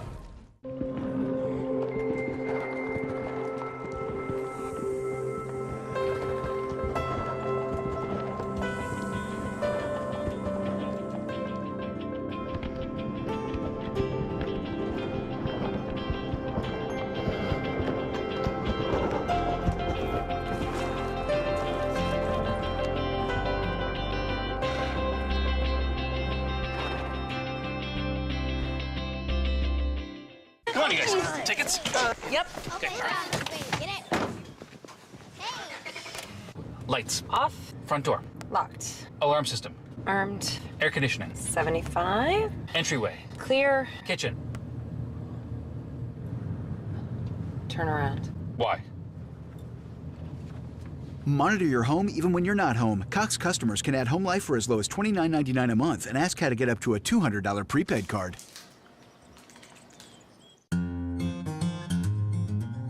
You check, double check, pay close attention to details. That's how you achieve your goals. We follow those same rules at MidFirst Bank because we know it takes precision and expertise when it comes to your finances. After all, it's our job to make sure everything is in place so that you have the stability you need to take flight. MidFirst Bank, true to your money. Let's go back down on the field right now. Standing by, Dion Imade is standing by with Coach Brent Barnes. Take it away, Dion. Coach Barnes, great win tonight. How do you feel about the victory? I feel great. I'm extremely proud of my guys. I just told them, and I told them I'd screw that up because there's so many things I'd like to say to them about how proud I am of what they did tonight. Hopefully I got that across to them. We've been close in some of these ball games the last couple weeks, and then even and beyond that. And I'm really proud of them for playing 4 full quarters and playing as well as they did. Earlier we talked and you said you wanted to manage the game, manage the ball carrying, and manage the stretch of the game. How do you feel about that? I felt great. I mean, if we were able to run the football like that, it gives us an opportunity. We've been fortunate to throw the ball well over time, and we've got the run game really going. And when we have that balance, it makes it easier for me calling plays. And when Quan's running hard like that inside, it gives us a lot of opportunities. Great win tonight, Coach. Good luck with the rest of the season. All right, thank you. Appreciate it. Barnes, the victorious coach here tonight, as he congratulates some of his kids. And now it's time to recognize the Cox Contour play of the game. You can record and watch games like this one on the Cox channel anywhere in your home. And now here's your Cox Contour player of the game. Of course, it is Quan Hogan, as he was able to get in the end zone 6 different times tonight, Mike. 6 times for number 6, and had, 237 yards rushing on the ground, including this 45-yard scamper for a touchdown, his longest run of the night. And it was the Quan Hogan show with Hogan's Heroes blocking for him up front. Did a great job, and he is our Cox Contour Play of the Game. Take control and discover a whole new way to watch TV with Contour from Cox. And now let's go down with our Cox Contour Player of the Game, Deanna Mate, standing by. I'm here with Quan Hogan, our Cox Contour Player of the Game. Let me read off some numbers for you. 34 carries, 237 yards, and 6 touchdowns. How you feel about that? I mean, I guess it feels good to perform tonight, but, I have to give all the credit to my line and my receivers, because without their blocks and without holes for me to run in, I can't do any of that. That Wildcat, it seemed really successful for y'all tonight. What really helps with that? I guess, just going hard, just going, because whenever we run that play, we just have to go downhill and just hit it strong, That's what I kind of like to do. Well, as a running back, the first thing they tell you is always thank your linemen, so they're teaching this one really nice. Back to you guys. Dion, and of course, here's a look at the final numbers on the night, and you can see the overwhelming differential in total yards there, Mike, and that's obviously key to victory. Yeah, 446 to 287 for a Mustang team being held a little more than 200 yards below their season average. They're averaging almost 500 yards a game. Norman North, they were right on pace for what they've done all season long. And look at that. They forced 3 Bronco turnovers, and that was the difference in this one. Great performance by Norman North on all facets, offense, defense, and on special teams. And hey, it's fall break next week. We got a Thursday night game in T-Town. That'll be a big game for all the folks on the east side of the state. You guys enjoy it. I'm just going to take the week off. Do it. All right. Enjoy. Thanks to everybody that tuned in tonight. Be with us again next week for the Union and Owasso matchup. For Dion, for Mike Ziegenhorn, I'm Steve Marshall. We'll see you next week, everybody. So long.